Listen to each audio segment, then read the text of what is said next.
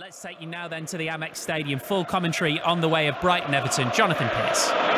Thanks very much, Steve. Drizzly afternoon here follows a drizzly bank holiday on the south coast. The players will be lining up any moment now. I would think for the national anthem. It's the way they're shaping up, though we haven't had that confirmed. They've just had the flip of the coin. The two captains were out there with tonight's referee Simon Hooper. Huge at both ends of the table. Brighton win will take them 6th above Spurs. Everton win, and it will be their first away from home in such a long while, would take them out of the relegation positions. But this is, of course, coronation weekend. It is a weekend for pomp and circumstance and King Charles III, and it is a weekend of huge Premiership matches as well. The traditional game, the game of the people, the game of association football.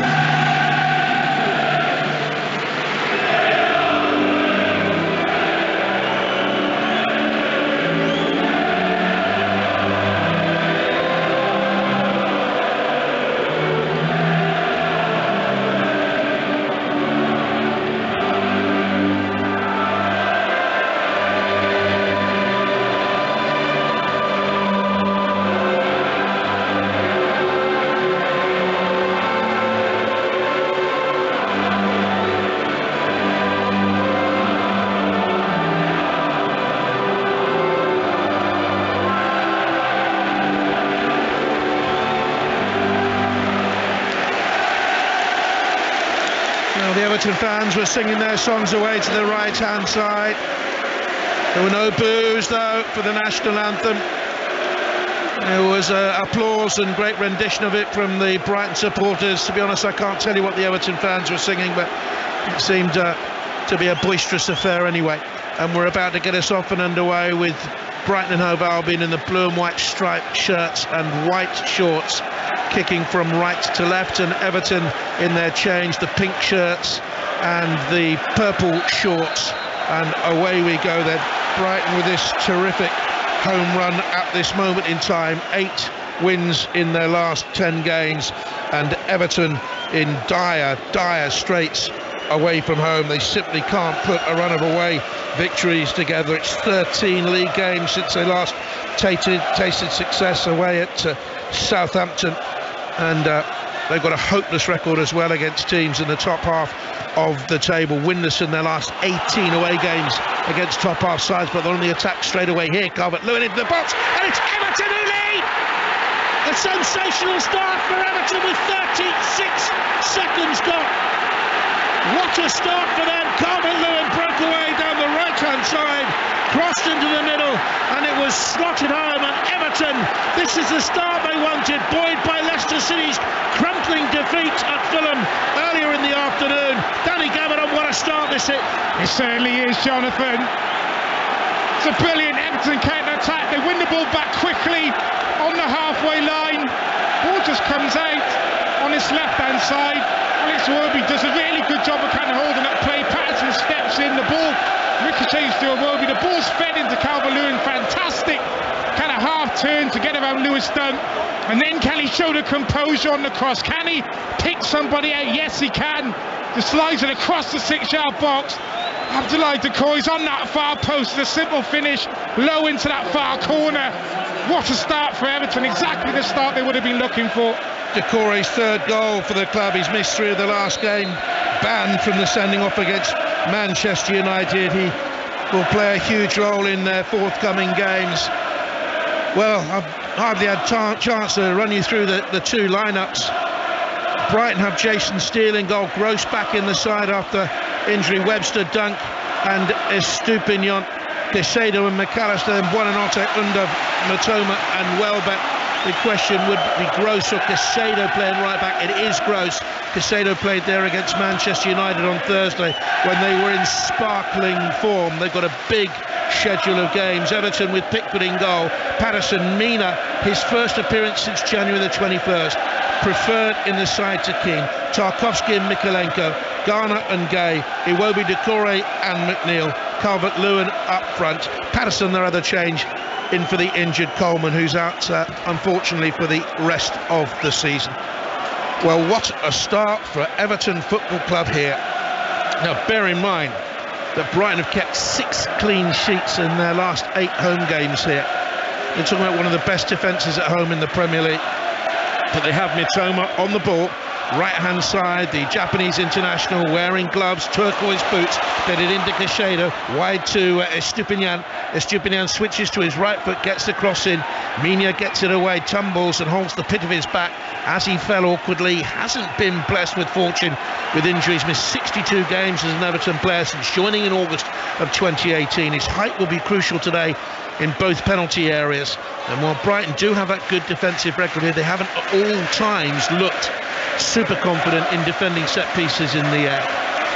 They're in a position here where they haven't been in recent games at home, trailing, and Lewis Dunk, tall and commanding, short sleeve shirt on him despite the drizzle and the early spring chill, gets it wide to Mitoma. In comes his cross.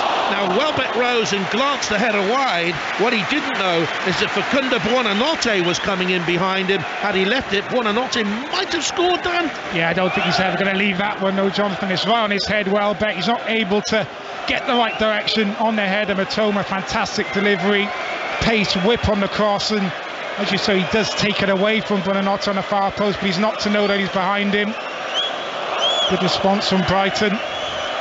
Well, if Jordan Pickford keeps only an 8th clean sheet this season, a 4th in 14 games, Everton will be out of the bottom 3. You know, we all play the game where we look at games to come, and oh, they'll win that one, they'll draw that one, they'll lose that one. I actually had Everton losing this, finishing the season on 33 points. That wouldn't have been enough because I have Forest, Leeds and Leicester all finishing on 34. At least I did until today. Thought Leicester would get a point at Fulham. It's a bad result for them. Yeah, it certainly is, but you just don't know the competitiveness of this league. Any result is possible, and if you do look at the fixtures, even as a player, you look at the fixtures when you're in this kind of situation and you're wondering where you're going to pick up points. You're seeing other teams maybe picking up results, and the pressure is huge, it really is. But that early Everton goal, they've certainly given themselves something to hang on to now. I think they saw something in their performance up at Leicester, the 2-2 draw. There was something there was something stirring in them again. But Brighton on the attack, Welbeck, who's had a super season for them, tried to wriggle through a gap that wasn't there, and Everton clear and look for the running of Dominic Calvert-Lewin. Dunk is there with him, commanding, and steers it back to Jason Steele. Is there anywhere a more consistent and effective and authoritative English centre-half in the Premier League than Lewis Dunk this season? Totally agree with you. I really do, Jonathan. I think he's so unlucky not to have been involved in more England squads, to see his kind of development as a player. I remember playing against him in the lower leagues as a Brighton player, and he always had that kind of ball playing ability, that ability to spray those crossfield passes, but I think his game has just gone to another level under the different managers he's worked under, Graham Potter, now Roberto De Zerbi, and I don't think there's been too many better central defenders than him in the Premier League this season. There certainly hasn't. Here's McAllister for Brighton, their World Cup winner. Down below us, we're very low down at the in the lower tier of the West Stand, no more than 20 rows from the near touchline. Roberto De Zerbi in a puffer jacket down there with his white trainers. You can see him clearly, hands in pockets. And he is an animated and a passionate coach on that touchline. That Sean Dyche with a smart-looking charcoal grey suit on, it seems, down there on the touchline as well. As Mitoma on the corner of the box whips across in towards the far side of the penalty area. It's headed away and cleared for Everton momentarily, not fully away by Mikolenko. But Brighton pick it up again with Caicedo. I thought he was very good against Manchester United at Wembley, and he was super here the other day, as a right full-back. Kept Marcus Rashford quiet for long periods of the game, as it's whipped away by him back in midfield today to Mitoma. This could be a key. Mitoma on the left-hand side for Brighton. Little back heel by Caicedo. Now wide by Pascal Gross for Brighton and Hove Albion. They've got these youngsters they brought through. Buonanotte in today, just outside the penalty area. 30-yard crossfield ball to Mitoma, facing away from goal. Brings it down. Inside him, 10 yards away is McAllister. One more pass brings in Webster. Now to the right-hand touchline, and Danny Welbeck wearing a protected bandage on that injured left wrist. We've seen that in recent weeks.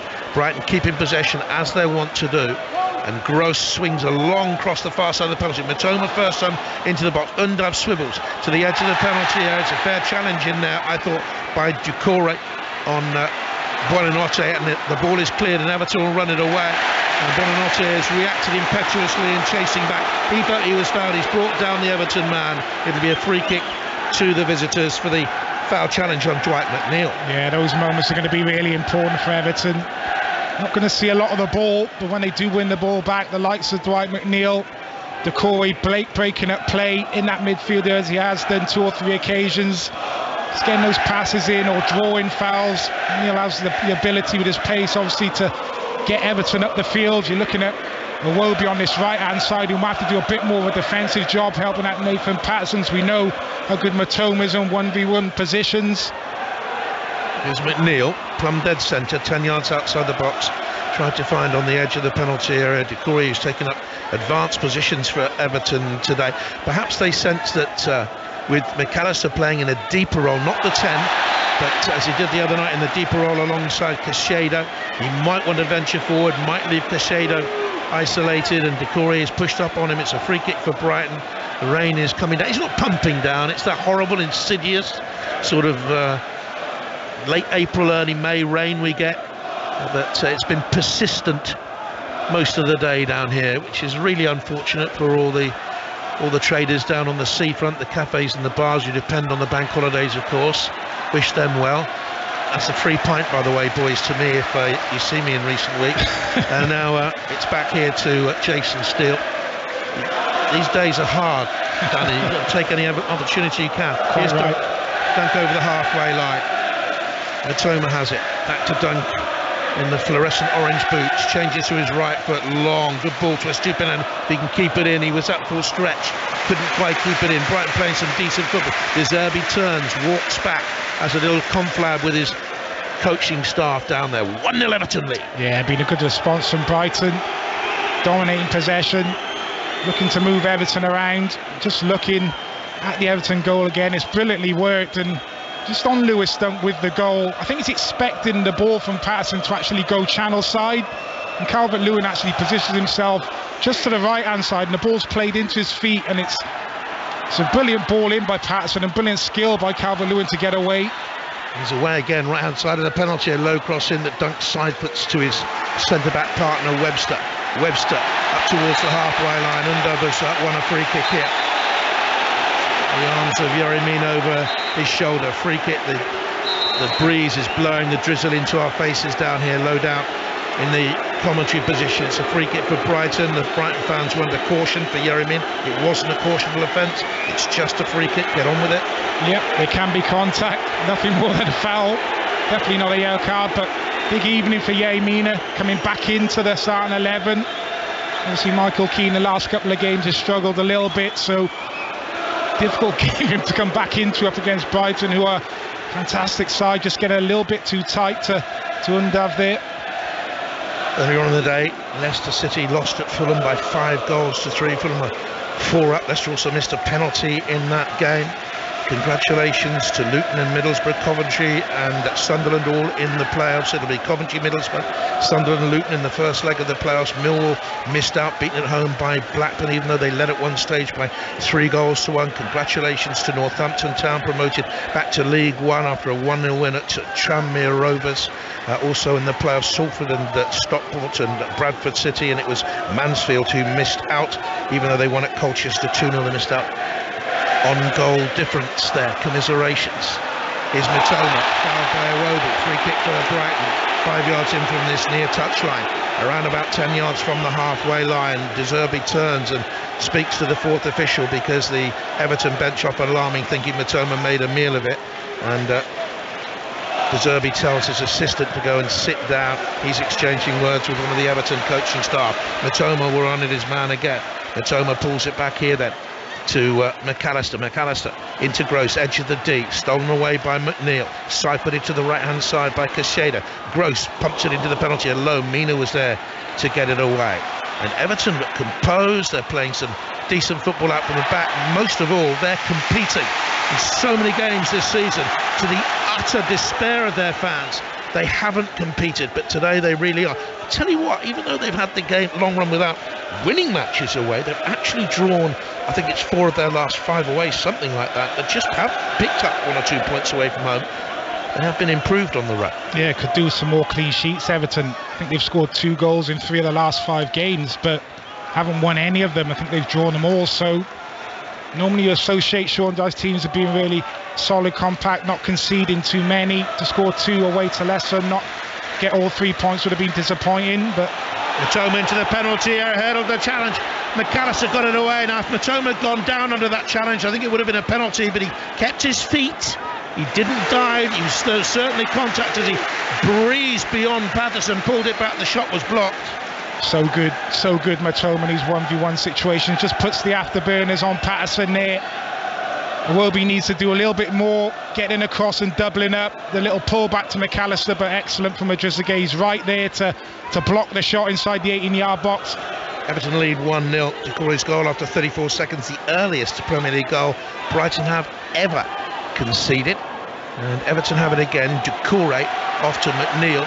And McNeil, if he looks up, has Mykolenko flying on that left-hand side, and Brighton are backpedaling. Good pace about Everton at the moment. In comes across, and it's plucked out low down by the sprawling Jason Steele. And did 11th start in 14 games. Number 1 here now, but they've ruined that moment, Brighton, by squandering possession from the release from the goalkeeper. In comes across into the penalty area for Everton, looking far post, looking for McNeil, who was up there, and Brighton running away. There's a really intense pace about the game. Welbeck centre circle, lovely challenge on him there by Idrissa Gueye. Wins it back from Everton. The Everton fans, way to the right-hand side, they always travel with big numbers, and they always travel with passionate numbers. Now really singing loud and proud. Got a big new stadium. We've been hearing about that for donkey's years, it would seem, to move into someday soon. And they have to be a Premier League team for that. And trying their hardest today to stay in this top flight. An excellent opportunity initially for Everton on the counter-attack. The cross from Mykolenko not quite good enough. And then they almost get caught on the transition, but fantastic covering tackle from Idrissa Gueye. That midfield 3 of Everton to start this game really well, kind of breaking up play. Doucouré's been the one who's looked to release himself forward. Decent ball in by Estupinian. Brighton on the attack, no way through there. Good defending by McNeil inside his own penalty. A foul by Buonanotte, who was holding on to his shirt. The Brighton fans and the lower tier of the West End all around us howl with the ignominy of it all, but it was a free kick. He's holding on. He's holding on for grim death in there. Look. He certainly is. Does a decent job there, Dwight McNeil. As that cross comes in, he gets himself almost into a full-back area, and then he's in a tussle with Buonanotte, and he's just stronger than him, wins the ball back off him and draws a foul. Important moments then for Everton. It's only a quarter of an hour gone, they're 1 up, but those moments where they can just relieve the pressure, get the team up the field by drawing free kicks, so important. Buonanotte, only 18 years of age, plucked by Brighton from global football. This is what they do as Iwobi frees on this near side, little cross into the penalty area that comes to nothing for Everton Football Club. The cross was by Patterson, and then there's a chance here as it breaks to Calvert-Lewin. He's dragged the shot wide. I don't think he knows what a good chance that was. Well, certainly should hit the target. Good overlap on his right-hand side from Patterson. Poor cross. Brighton win the ball back, but again, Idrissa Gueye stepping in on the edge of the 18-yard box, winning the ball back, and the ball just drops down to Calvert-Lewin, and he just creates half a yard and just scuffs the strike. You'll be disappointed with that. Should be working the goalkeeper there. 2 big nights of Champions League football coming. Johnny Murray and Chris Waddle over in Madrid for Real Madrid against Manchester City tomorrow, first leg of the semi-final. That kicks off at 8. Ian Dennison, Pat Nevin in Milan for the AC Inter game. And they'll be working hard in the post-match press conferences and going to watch training over there and examining a little bit of Milanese culture, I would imagine. Now here's Matoma between the touchline and the penalty area, spun the ball in, and Gueye working very hard back inside his own box. That's given away though by the Everton midfield player James Garner, but they retrieve it up to Calvert-Lewin. He's drawn another free kick, and he's being a real handful. Certainly is. And he will get his chances, he will get his opportunities. Did you look at Brighton and how they defend? It is very much 2 at the back. The 2 full-backs kind of push high and wide, and when they have the ball, they essentially defend just with Lewis Dunk and Adam Webster. So on the turnover, Everton will have opportunities. The ball just played into the feet of Calvert-Lewin from Iwobi there, and Dunk just kicking through the back of Calvert-Lewin, giving the foul away. Now Simon Hooper, the referee, has pulled out a yellow card for Yerry Mina for protesting. Sean Dyche has immediately gone down the line and has spoken to the fourth official about that, and has complained to Graham Scott that we've only been playing 17 minutes. It's early for a yellow card for time wasted. He was dawdling, it has to be said, but was he taking that much time as Lewis Dunk, just outside his D, plops a header to Mitoma, plays it back on an angle to Estupinian, draws away from Iwobi, then cracks it forward, and it hits Iwobi in the nether regions.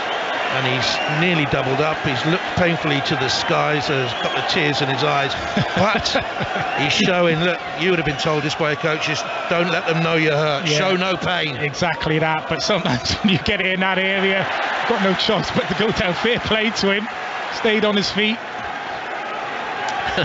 Estupinian will take the throw, throws it down the line, chopped away by Under. A little bit risky, the ball, but it's come away to Buonanotte, away on that far side. It's a 50-yard crossfield hoik of a ball, and it's tucked away then by Mikolenko, the Ukraine international, for a throw to Everton, who've never won back-to-back Premier League games at Brighton. They won here last season, and they lead by a goal to nil on 5 Live from the BBC at the end of a terrific day of football, whizzing around the Championship and the lower regions of the Football League as well. As there's a foul here as Mitoma rolled inside Patterson. Patterson dragged him down. This is a key area, Danny, isn't it, here, the Brighton left? Yeah, it certainly is. Looking to get the ball out to Mitoma quickly into those 1v1 situations, and he just darts inside of Patterson there, and he just dangles a leg. He doesn't really need to make that challenge. He can just follow him inside, dangles that leg and gives the foul away. Free kick for Brighton, touched to Gross, out wide to Estupinian again, who gave him the ball. We've been playing 19 minutes, gets across, it deflects off Iwobi to the far post, and it's away, and should, well, I thought it was deflected, but it must have been headed out by the Brighton player. It's a goal kick, and taken very quickly by Pickford over the halfway line. Estupinian had covered back 40 yards, Iwobi waited for the ball to drop on his head, didn't know Estupinian was coming, and Brighton have it, and Sean Dyche turns and grumbles to his coaching staff with his arms spread wide like an umpire giving a wide, and Brighton have it now inside the centre circle with Big Webster. And that's why Alex Iwobi's got a massive job on, because it's going to be difficult for Patterson in those 1v1 situations. So Mitoma, he can go either way, he can go inside out. So if he comes inside, Iwobi needs to be there. He needs to be the next man that he runs into. They find Mitoma again. Iwobi was there to cover. In comes across from Estupinian, headed away by Mikolenko on that far side, and Calvert-Lewin back foraging, doing a good job for his team until he tried to find Iwobi, played the ball with too much fizz behind Iwobi. Brighton have a throw 25 yards from the dead ball line, left-hand side, trailing 1-0. It's Estupinian. Oh, McAllister, a lovely drop of the shoulder. Just give himself a half a yard there on Gay. Welbeck trying to lever it away to Undav, sold him short up to the halfway line, and Durstunk will get a caution for bringing down Dominic Calvert-Lewin. Very, very clever piece of centre-forward play there. He dummied the ball, let it run at pace beyond the pair of them, and Lewis Dunk had to foul it. Yeah, something very similar to what he did to Lewis Dunk for the Everton goal. Just turned the ball over. Brighton, Everton in that midfield area again, doing a good job of winning the ball back. Ball played into the feet of Calvert-Lewin, who's just dropped off Lewis Dunk. Looks initially like he's going to hold the ball up, but he just lets it run past him. Just sells Lewis Dunk into the foul there. Good centre forward play. One of the talk was before the game was a Brighton win would take them above Tottenham Hotspur. They'd have 58 points, 4 points behind Liverpool, still with a couple of games in hand, chasing 5th, and they would be within touching distance of Manchester United, 5 points behind with a game in hand. And Sean Dyche probably recorded all that talk and played it to his players. Was there enough respect for Everton going into this game? A lot of noise about Brighton's successes, and it's Everton who lead, but there's a free kick for offside, and a free kick will be taken then by Jason Steele, trailing 1-0. We know what you can expect with a Sean Dyche team. He will drill them and drill them and then drill them again. Effort, effort, effort. Collective responsibility, organisation, discipline. But Brighton play right in the time. There's a hefty challenge on him by Patterson. Referee says no free kick. The Brighton fans howl, and Iwobi clears the halfway line. Calvert-Lewin, back to his best form here today, is forced to throw in with a slight deflection to the applause of his manager. They were desperate to get Calvert-Lewin fit again. No, he had that hamstring problem that cost him February through to the middle of April. So many injury problems. It's the 250th game of his club career in all, and he's excelling so far. He certainly is. It's going to be so important for them between now and the end of the season. Not a lot of goals in this Everton team, but I thought he played very well up at Leicester. Obviously took his goal really well, missed the howler as well. Obviously involved in with the assist for the goal here. His kind of movement in behind, his hold-up play, his work rate, as well as his goals, so important. Adam Webster has it for Brighton, the right side centre half. Tall former Bristol City player into the centre circle. Undov is there, disappointing touch back to Caicedo, who's hurt in the challenge, and Everton will break off that. McNeil has Decore to the left hand side, the goal scorer. McNeil tries a little shot and it's deflected away. The deflected challenge away off Webster, who looks and glares at Undov, who gave a ball away far too cheaply there. Sloppy Brighton. It's happened a few occasions where they're looking to play those short passes into midfield, and Everton have been right at it, and then they break on the counter-attack. And I just thought McNeil there should have played Decore in on the overlap, elects for the shot, which eventually gets blocked, but better option would have just been playing Decore in on his left-hand side. 23 minutes gone, Everton 1-0 up at Brighton and Hove Albion. This would be a turn-up as Everton try to retain this long-standing run in top-flight football. In comes the cross, glance through his own penalty area there by a Brighton player, comes back with a shot by Idrissa Gueye. Lewis Dunk flung himself at it, no question of it being a free kick, and now Gueye has come back and carted Mitoma, dropped him to the ground. The Brighton bench are enraged, they want more protection for Mitoma. It's a yellow card for the Everton man. Well, first tackle he's got wrong, Idrissa Gueye. Knows exactly what he's doing though. Takes a shot on the edge of the 18-yard box, he gets blocked, and Mitoma's just driving down his left-hand side and sees the ball and goes for it. He has no interest really in getting into a race with Mitoma. It's poor foul to give away. He's not really going anywhere there. Just didn't fancy getting into a race with him. Everton relegated in 1930, promoted in 1931, and they've been in the top flight ever since. And here's Iwobi racing at speed, carrying the ball well down the right hand side. In comes his cross from a yard in from the touchline.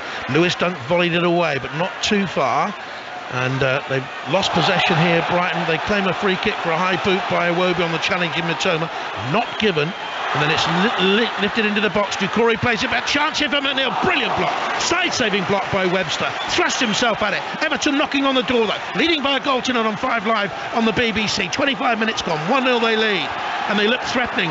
Where's this Everton side been all season? Here's Patterson, yard in from the near touchline, they're right, Mitoma blocks him off, so he comes all the way back then to James Tarkowski, a league ever present for Everton, away towards that far side. The ball too much for Mikolenko, and it's a throw to Brighton Hove Albion. They look sharper, they look brighter, Everton. A standing play from Iwobi on 2 occasions on his right hand side. The little ball in behind from Garner that releases Decore down the side of the 18-yard box and just cuts the ball back to McNeil. You think he's going to shoot on his right and he just drags on to his left, but what a goal-saving challenge that is from Adam Webster, because that's nestling in the far corner. Dunk for Brighton. Everton could be out of the relegation positions tonight if Forest beats Southampton. Leicester City beaten at Fulham 5-3 earlier will drop into those relegation positions. Pick of the results of the Championship: Burnley 3, Cardiff 0. They celebrated with the trophy lift. Swansea 3, West Bromwich Albion 2. Neither makes the playoff. Preston 0, Sunderland 3. These are our feature games. You can get all the results on the BBC website. Millwall 3, Blackburn 4, the topsy-turvy game. Both miss out on the playoffs. Here's McAllister for Brighton on the edge of the penalty area, trying to force it through. Ricochets away. McNeil, his shirt was being tugged by Gross. It's a free kick. And once again, the Brighton fans unhappy with the decision. But it's a free kick, and what Brighton mustn't do is get in the mindset of playing the referee and Everton. It's a definite foul again. Just dragging on the back of the shirt, McNeil, Pascal Gross. Has to be careful of Dwight McNeil picking the ball up on the edge of the 18-yard box, and he just evades one challenge, and then the second one kind of comes in. It's not an area where you want to lose the ball, but it's a definite foul. One featured Championship game we had earlier on that I didn't give you the result. Middlesbrough 1, Coventry 1. Remarkable. Both are in the playoffs. They'll play each other in the playoffs. Both were bottom 3 in October. Coventry couldn't play any of their first lot of games at home. It is a remarkable story, that. Away by Pickford, nearly came to Welbeck. Ricochets on then to Mina. 5 Live from the BBC. 1-0 Everton. The ball is pushed out at pace to the right-hand side. Patterson can't keep it in. Mitoma is trotting back.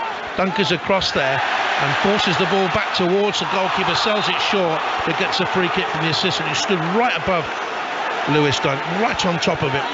Lewis Dunk glares at the Everton man. The free kick is good, or is it just a throw in? It should be a free kick. It is a free kick. Yeah, he's right up for this one. No, Nathan Patterson, challenges are flying in. He needs to be careful. Yellow card won't be too far away, but great to see that kind of attitude and fight from him, but just needs to get the balance right. Had to be patient since the move from Rangers in January 22. This is only his 20th game. He was out for a while, started this year with a medial ligament injury. He's played 82 minutes since his return from that injury in March, and those minutes have come from the bench. Gets his start today. Yeah, what you don't want is a yellow card up against Matoma. So just keep feeding the ball to him out to this left-hand side. It's going to be very difficult for him to then continue to be that aggressive and make those kind of challenges. Webster ambles into the Everton half. He's right of centre. They trail 1-0. Tall, upright defender with the fluorescent orange boots. Very bad ball into McAllister. And Everton get it away. And Brighton are playing well below themselves. McNeil, Everton playing above themselves compared to recent form. In comes across. He's found Decore. First time on it through. It's a sensational goal for Everton. They lead at Brighton by 2 goals to 0.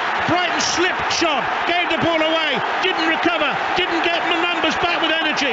Everton worked it down the left-hand side. The cross found Decore unmarked in the penalty area, and he absolutely hammered in a right foot volley. They lead 2-0. Well, this has happened about 5 or 6 occasions. Brighton playing those short passes into that midfield area. Everton winning the ball back, and then they're on the counter-attack quickly. And I've got to say, Decore has been outstanding for this half an hour. He's still got a lot to do with the finish, but the concentration and the preciseness of the strike is fantastic. They win the ball back quickly. Decore is actually the man, I think, who initially wins it back. Ball gets fed out to this left-hand side to McNeil, and he just continues his run. He's unmarked on the far post. Great delivery from McNeil to pick him out. It's so exact that he can just take it first time on the volley, but as I say, he's got a lot to do. On a slight angle, gets to concentrate on the strike, and he beats Jason Steele on his near post. It's a brilliant goal, brilliant finish. Well, Alexis McAllister has had plenty of plaudits this season, but he gave the ball away there, and he didn't get back in time to cover Decore, who sprinted beyond him and carried on sprinting. And with half an hour gone, Everton are 2-0 up at Brighton and Hove Albion, and their fans really begin to believe again. He's doubled his season's tally with 2 today, a former Watford player, but this is going to be a Brighton ball down below us for another foul on Mitoma, who holds the key for a Brighton comeback. The ball is then kicked away by Nathan Patterson, and the Brighton fans howl. If he has a little glance in his direction. Every 2 minutes I look down and there are 3-4 Everton coaching staff members around the 4th official down here. Our old Five Live friend Steve Stone is amongst them, and it's going to be Adam Webster now for Brighton to pick it up and start things going again. Sean Dyche has brought his coaching staff with him, Ian Wone and Steve Stone, well versed in digging teams out from trouble from his years up. But listen to the Everton fans. Here's Mitoma for Brighton with across the far side of the penalty area. Buonanotte looked a little bit lost today out there, couldn't stretch, and Everton will clear it away. They're moving the ball in the style of Brighton and Hove Albion at their best, and I'll tell you, I don't think I'm flattering Everton there. I think they're playing some good stuff here, Danny, but they've given the ball away, and McAllister has it now. And Mitoma, the question, will Everton be able to cope when Brighton do start to play? Mitoma's ball into the penalty, headed up and over his own goal by McNeil, who's put in such a shift in the opening 31 minutes. Full of ball, Brighton. Outstanding defending on that far post. Mitoma ducking in from that left-hand side. Whips a lovely ball into that far post, looking to pick out Buonanotte, but excellent defensive work, tracking his runner there, Dwight McNeil. Really important defensive header. Rose has missed just 1 league game this season, rejuvenated this campaign. Stands, right hand raised on the far side, left hand down by his side as he balances himself to hook this corner away from goal. Big header up and away, not yet to the edge of the penalty area where Iwobi was challenged well by Buonanotte. So the ball comes back Brighton's way, switch to the left, the Stupinian into the penalty area, half headed away back there by Yerry Mina, who's 6'5" and jumped about 5'6" there, really. It wasn't a great header away, and Brighton pick it up again on the right side. They have possession, yard and a half in. Long way away from me on that Brighton right. Pascal Gross is saying to Buonanotte, should have gone down the line, gone beyond him. He didn't, and it just hampered Brighton's progress. So they come back into a central position. Adam Webster side puts it on to McAllister. First time tried to push it into Mitoma, and it's cleared away. There's a weariness about one or two of the Brighton Hove Albion players out there. Physically and perhaps mentally, they've had to play so much football, and they still have so much football to play. Brighton and Hove Albion, it's a difficult run, and Arsenal away, Newcastle away, Man City have to still come here. Southampton fighting for their lives might have gone by then Villa away, big opponents for European football next season. I think a lot of neutrals think it would be a shame if Brighton and Hove Albion don't make Europe the contribution they've made this season to the Premier League. Can they get the crossing from the left? It's all the way through to Mitoma. First time back in the middle. Well back to attack the ball. Super defending in there for Everton by James Tarkowski. And he cleared and found his mark again. Look, here's Calvert-Lewin dropping all the way back 20 yards inside his own half. But hold it up, play it off. Everton come away again. Should have done. But Mikolenko's just let the ball slip under his foot. And Brighton have it. On the halfway line, far side. Standing, defending. Tarkowski, ball whipped to that far post. Mitoma, first time ball across the 6-yard box. A tap in for Welbeck, I think it was, who was racing in. Tarkowski had to get that right. Could have been a penalty as well if he gets it wrong. Brilliant defending. Danny Gabbard on alongside me for 5 Live. Thoroughly enjoyed his company out in Qatar for the World Cup. I think the last game we did was the only day it had rain over there in the build up to the day. Rain here. Danny Gabbard on, the rainmaker of 5 Live. It's my fault. It is. Here's Estupiñán round the corner. McAllister quickly off. It's forced in there by Caicedo, and Tarkowski again doubling in behind Iwobi. Mina gets it away to Iwobi. Halfway line. Calvert-Lewin did enough to hold it up. Iwobi's the runner. Decore's on the far side and on a hat-trick, and Brighton a stretch. Oh, the pass was wretchedly too far ahead of Iwobi, Decore, who has to go away on that left-hand side. McNeil is following up. McNeil gets into the penalty. Loafers it in! Would you believe this? Everton had 3 goals inside 35 minutes. McNeil's cross zipped in beyond Jason Steele, beaten in his near post. It's Brighton 0, Everton 3. Well, I'm really struggling to believe this. Everton have been outstanding on the counter-attack. Brighton, well, I'm not sure what's going on. They look leggy, they don't look at it. And Everton are taking full advantage. On the counter-attack again, Everton. Iwobi down this right-hand side. Looked like the attack, but initially fizzled out. Calvert-Lewin doing well initially, holding the ball up. Iwobi gets in behind. It just looks initially like he's overhit the cross. Decore picks it up on the far side of the 18-yard box. Little ball into McNeil. I think he's just trying to drill this across the 6-yard box. Takes a wicked deflection of Steele, who's almost trying to gamble on the cross, and goes into the back of the net. That has to go down as an own goal. The ball's coming away from goal. And as it's coming away from goal, Steele stuck out his right leg. It's poor goalkeeping, really poor goalkeeping, and into his own net. Has to go down as an own goal. McNeil will try and claim his 6th of the season, but it doesn't matter for Everton if they hold on to this, and they're 3-0 up. And Brighton, this doesn't happen to Brighton, not on this ground. It doesn't happen to Brighton anywhere, really, this season, and they're 3-0 down. Arsenal did score 4 here, but Brighton got a couple in reply. And that was their worst day on this ground here this campaign.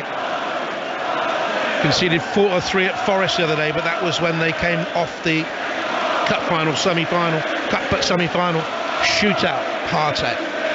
Well, it'll be something if they can get back into this game. Here's Mitoma. It's been an extraordinary day of comebacks, mind you. Cleared away poorly by Patterson, and initially Sean Dyche gave him the daggers.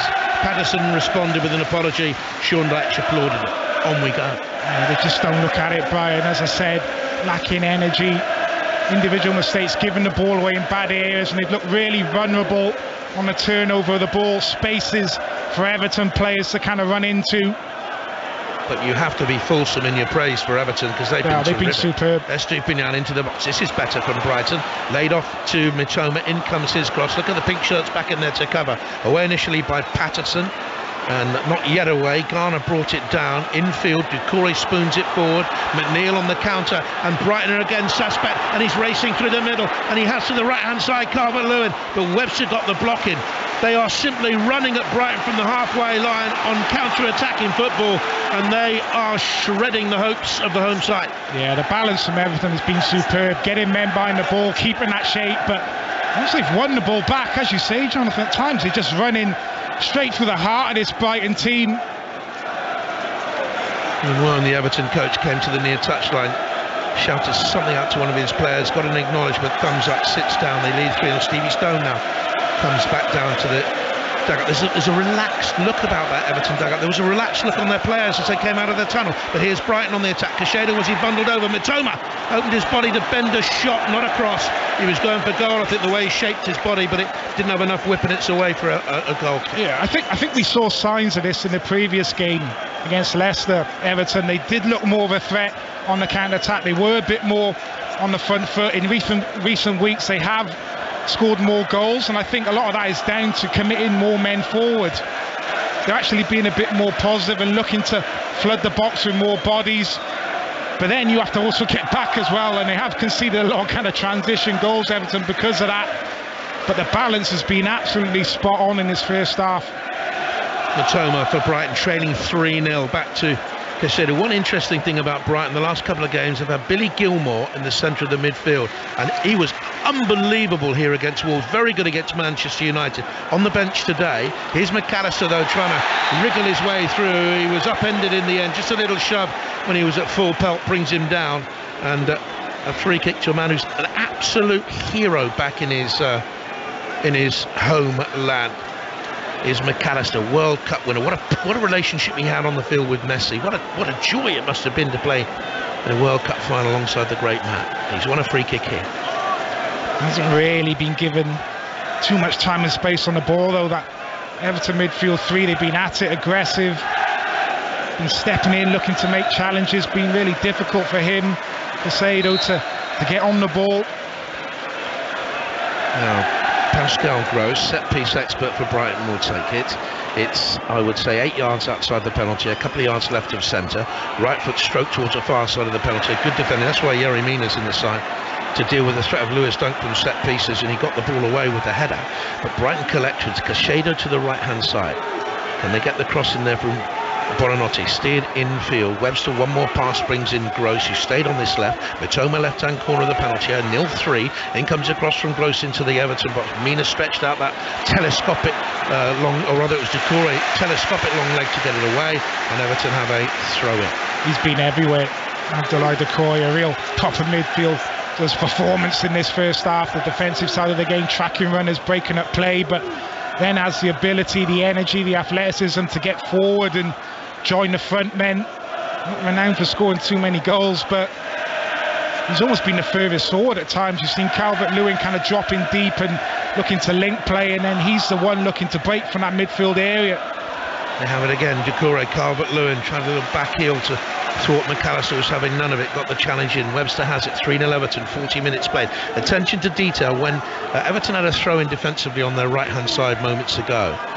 It was on their right, halfway inside their own half. Sean Dyche screamed across to Mikalenko to come in field 5 yards, which he did. He heard the shout, came in just in case Brighton got it back, just in case Brighton switched it quickly. He's that attention to detail from the man, of course, who's been a manager for so many years now, Sean Dyche. At Burnley, 425 games, at Watford, 49 games. And Brighton attack is Everton now, down the right. Buonanotte's cross was deflected away, comes all the way to Mitoma, tried to flick it around the corner quickly to Dennis Undav, and Brighton aren't doing the simple things well. They're over-elaborating sometimes, trying to overplay, and Everton are doing the simple things well. Get it up to Calvert-Lewin, they've just done it again. Where's his support? It's wide on the left. Doucouré, bring him in. It's just simple stuff, effective though.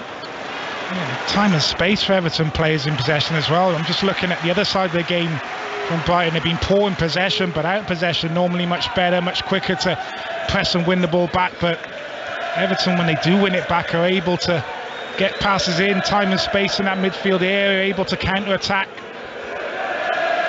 The voice of Danny Gabardon, who could go to the Gobi Desert where it hasn't rained for 183 years, and it will be the day where it rains. And here's Webster, centre circle into McAllister, back again to Webster. Looking. Where's he going to go here on 5 line? Everton 3-0 up, 2 for Decore, and McNeil's cross deflected into his own net by Steele for the third. The pass was delayed out to Buonanotte. By that time, Everton has set in whipped Mikolenko. He covers ground so quickly, the Ukraine international. Yeah, did well there. As you say, Jonathan, Sean Dyche, he likes his back four to play very narrow. He likes his full backs to almost be extra centre backs, and the wide players almost do the job of the full back. That's a lovely ball to Mitoma, and a good recovering challenge by Nathan Patterson. Look at Jordan Pickford coming up, giving him a pat on the back. So too did Yerry Mina. They know the importance of Patterson stopping the Brighton danger man.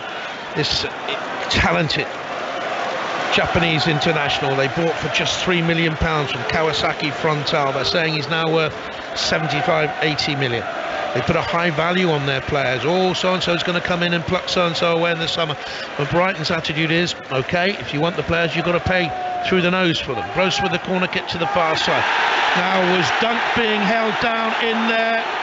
The Brighton fans think there should have been a penalty. The referee says no, and the assistant's flag came down. There's going to be a VAR check, I believe. This is the ball whipped into that far post. Decore and Lewis Dunk, well, it's a little bit of both, I think. Yeah. They're both grabbing each other. Mina's the one who actually heads it away in the end. Quick check by Darren England in the VAR studio, and on we go. Correct decision. Brighton 3-0 down on 5 Live. What a end to a day that's already brought us that sensational topsy-turvy game between Fulham and Leicester, won 5-0 by the home side, and all those goals going in elsewhere in the Championship and the League Two. Everton have it. McNeil, really good tempo of that game, got away from Caicedo and also Buonanotte. And Everton play forward down that left-hand side. The pace of the ball beats McNeil, and it's going to be a goal kick. Everton have scored 10% of their entire Premier League goals this season in the first 35 minutes of this game. Our thanks to Rob Nothman, our producer, here today. You hear him at the big horse racing meetings at Cheltenham and so on. Don't follow his tips. Right, have possession on the halfway line. Webster forward, looks for the run there of McAllister. Slightly overplayed, Everton clear. What a very, very good first half. Well, this will have blown away a few cobwebs amongst the doubters. They still have work to do, but I think any team down there in the bottom gets 2 wins, they'll stay up. Here's Undar for Brighton, attacking the box again. Low cross in there, stretching to get it away was the excellent Tarkovsky. And Iwobi, as he drops his shoulder, goes inside. Estupiñán ran into him. Nothing Estupiñán could get out of the way. What's a foul? Free kick. I think maybe a win and a draw might be enough, but he's done an excellent job, Iwobi, of just when crosses have come into the box, on the turn of the ball, just getting him in that kind of half-space position where he's able to turn. He started a lot of those Everton counter-attacks. Never in their wildest dreams were they expected to be 3-0 up.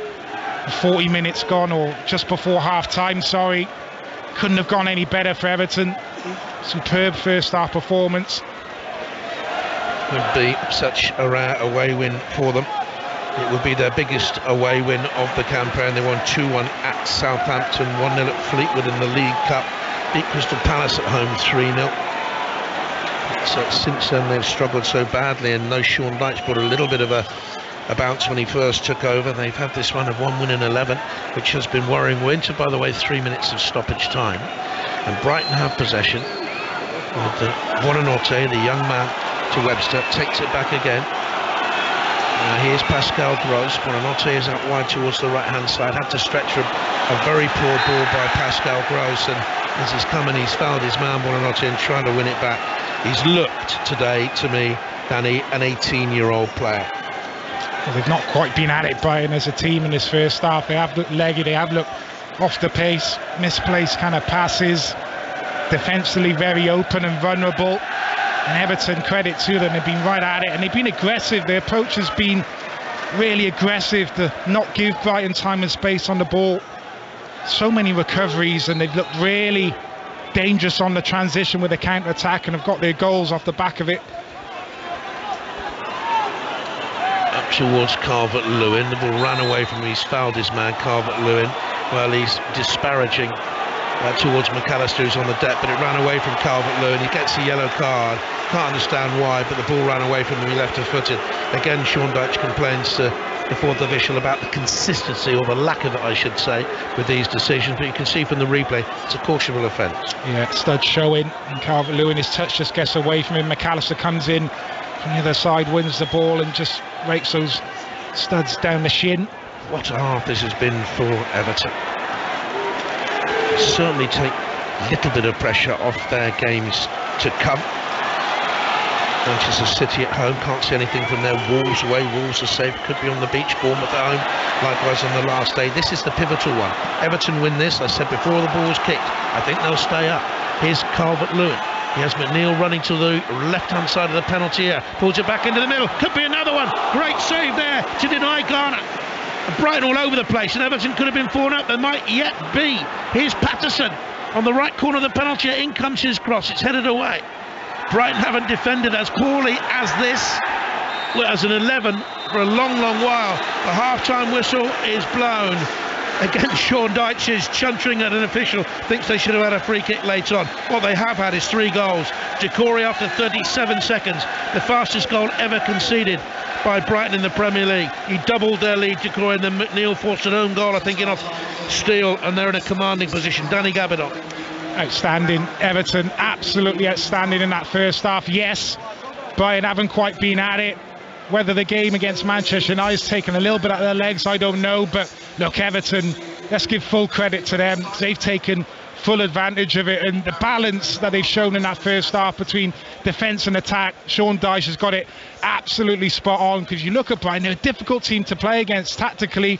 It's difficult to set up against them. Do you press them high? Do you sit off? Do you allow them to play? But they've got that balance absolutely right in the first half. Abdoulaye Doucouré has been the star of the show for me in that first half. He's got his 2 goals, but the defensive work that Garner and Idrissa Gueye has done alongside him been absolutely superb, and they just can't believe it. I'm sure 3-0 up going in at half-time. Brighton with an absolute mountain to climb second half to get back into this one. They were woeful at home to Brighton. Brighton were brilliant. They won 4-1 that day. The roles have been reversed today, and it's Everton who lead 3-0 at the break. Danny, we play over a 38-game season in the Premier League, and it still amazes me how a 45 minutes in May can just completely knock you for 6. Where has that come from? I really don't know. Because I'm looking at this one before the game, and I'm looking at Everton, obviously the form that they've been in, and I'm thinking, you know, Brighton back-to-back wins, the football that they play, they've been outstanding all season long. I'm thinking, how do Everton go about this one tactically? How do they get something out of this game? Well, tactically, they've got it absolutely spot on. They really have. And this game never ceases to amaze us, does it? You know, it's such a competitive league. If you're slightly off your levels, it doesn't matter who you're playing against, where you are in the league, then you're going to get turned over. Look, there's still work for Everton to do in the second half with the quality that Brighton have. They're more than capable of getting back into this game. But I really didn't see this happening. I really didn't. I thought there were signs of positivity from Everton in the previous game against Leicester. Thought they showed some good things in that game, but weren't able to pick up the 3 points. But the way they performed in that first half, I really didn't see that kind of performance coming. And it's just about them now continuing that into the second half and continuing to defend and be organised the same way they were in the first. You know, they've got 3 goals. They don't have to go out and score anymore. It's just about doing the basics well now, second half, and just frustrating Brighton, and that will lead to a huge 3 points for them. Danny, Jonathan, thank you for the time being. It just feels like the Premier League is sort of beating its chest on the day when we've had so much amazing drama in the Football League. We're going to hear from the Sunderland manager, Tony Mowbray, and Mark Robbins, the Coventry manager, 2 guys who've done fantastic jobs with their teams to get them into the playoffs in the Championship. They secured their spots earlier today on the final day of the regular season. Really interesting interview coming up as well with Leicester's James Maddison after their 5-3 defeat at Fulham. They were 3-0 down at half-time. Brighton 3-0 down at half-time. It's been an incredible day. Lots to come after the news with Richard Foster. Listen on BBC Sounds. This is BBC Radio 5 Live. Rishi Sunak has defended the police operation at the coronation on Saturday after they were criticised for arresting some protesters. The PM says officers made decisions based on what they thought was best. 64 people were detained in London on Saturday and 4 were charged. Sanjia Berg has more. Two of the people who've been charged have actually been charged with possession of drugs, Class A drugs. Two other people have been charged with offences under the Public Order Act, but it's Section 5, which is not one of the new amendments that people have been so worried about. It's the part of the Act that makes an offence to cause harassment, alarm or distress. Air raid sirens have sounded across Ukraine after Russia launched a fresh wave of drone and missile strikes. One person was killed in an attack in the southern Odessa region and 5 people were hurt in explosions in Kiev. A 16-year-old who was stabbed to death after leaving his school in north-east London has been named by the police. Reynold Charles was attacked in Walthamstow on Friday. Another 16-year-old has been arrested. Around 1,000 people have been to a rally calling for further action on affordable housing in Wales. Activists say legislation's needed to ensure people aren't priced out of their communities. The Welsh Government says it's taking radical action on the issue. Thousands of people have taken part in the Big Help Out on the final day of the King's coronation weekend. The Prince and Princess of Wales visited a scout troop in Slough, and Age UK has been holding an open day at a superstore in Durham. These volunteers were there. The fact that you give your time away, it gives you that nice warm fuzzy feeling that you're helping people. We've had quite a lot of enquiries. I think we've spoken to around 20 people, gave them information on the different jobs that we've got available and different opportunities with us, so hopefully some of those will become permanent volunteers. And a full run-through of tomorrow night's Eurovision semi-finals taken place in Liverpool. 37 countries will be taking part, with Ukraine automatically qualifying for the grand final. 160 million people are expected to tune in worldwide. This is BBC Radio 5 Live. Listen live on digital, online, smart speaker or the BBC Sounds app. The latest travel for you, the M8 in Renfrewshire, both directions looking slow around Hillington at junction 26 now. That's because of the roadworks, but most of the long motorway queues have gone now, heading back from coastal areas. M60 queues anti-clockwise, 13 at Wesley. It's a breakdown, one lane closed, heading towards the M62, the Eccles interchange, and 11 at Birchwood to 12 at the Eccles interchange. So heading into Manchester eastbound, another breakdown, one lane closed. The repairs continue on the M60. Both directions have a lane closed at Denton Island, junction 24. The A449 in Stafford, approaching the M6 at junction 13. That's at Stafford South. We're hearing reports of an accident. And the M4 in Swansea, Pentlegare to Llansamled, 47 to 44, still queuing after the earlier accident eastbound. Orna Merchant, 5 Live Travel. Are you ready to show the world how we host? It's time for Eurovision in Liverpool! Come on, Ryland and Scott, get yourself looking Eurovision fabulous. Shoulder pads or Cuban heels? Both, obviously. Bring on the buffet! Perfect, I've got all the nibbles. Oh, tar Nigella. Hey, yous lot, make some noise! Let them hear us in Kiev! The Eurovision Song Contest first semi-final. United by music. Tuesday night on iPlayer and BBC Sounds.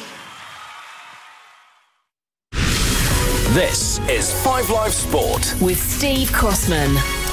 Yeah, that first Eurovision semi-final tomorrow on breakfast tomorrow. Rachel is going to be in Liverpool ahead of that, and Nihal is going to have the British act for Eurovision this year, May Muller, with him on 5 Live. As it stands, Brighton, can I say on their way to nil point? I already have. They are being hammered by Everton. Half-time, 3-0 in the Premier League. We've got second-half commentary on the way. As it stands, Everton moving out of the relegation zone. Earlier, Leicester City's Premier League survival hopes suffered a big blow, beaten 5-3 by Fulham at Craven Cottage.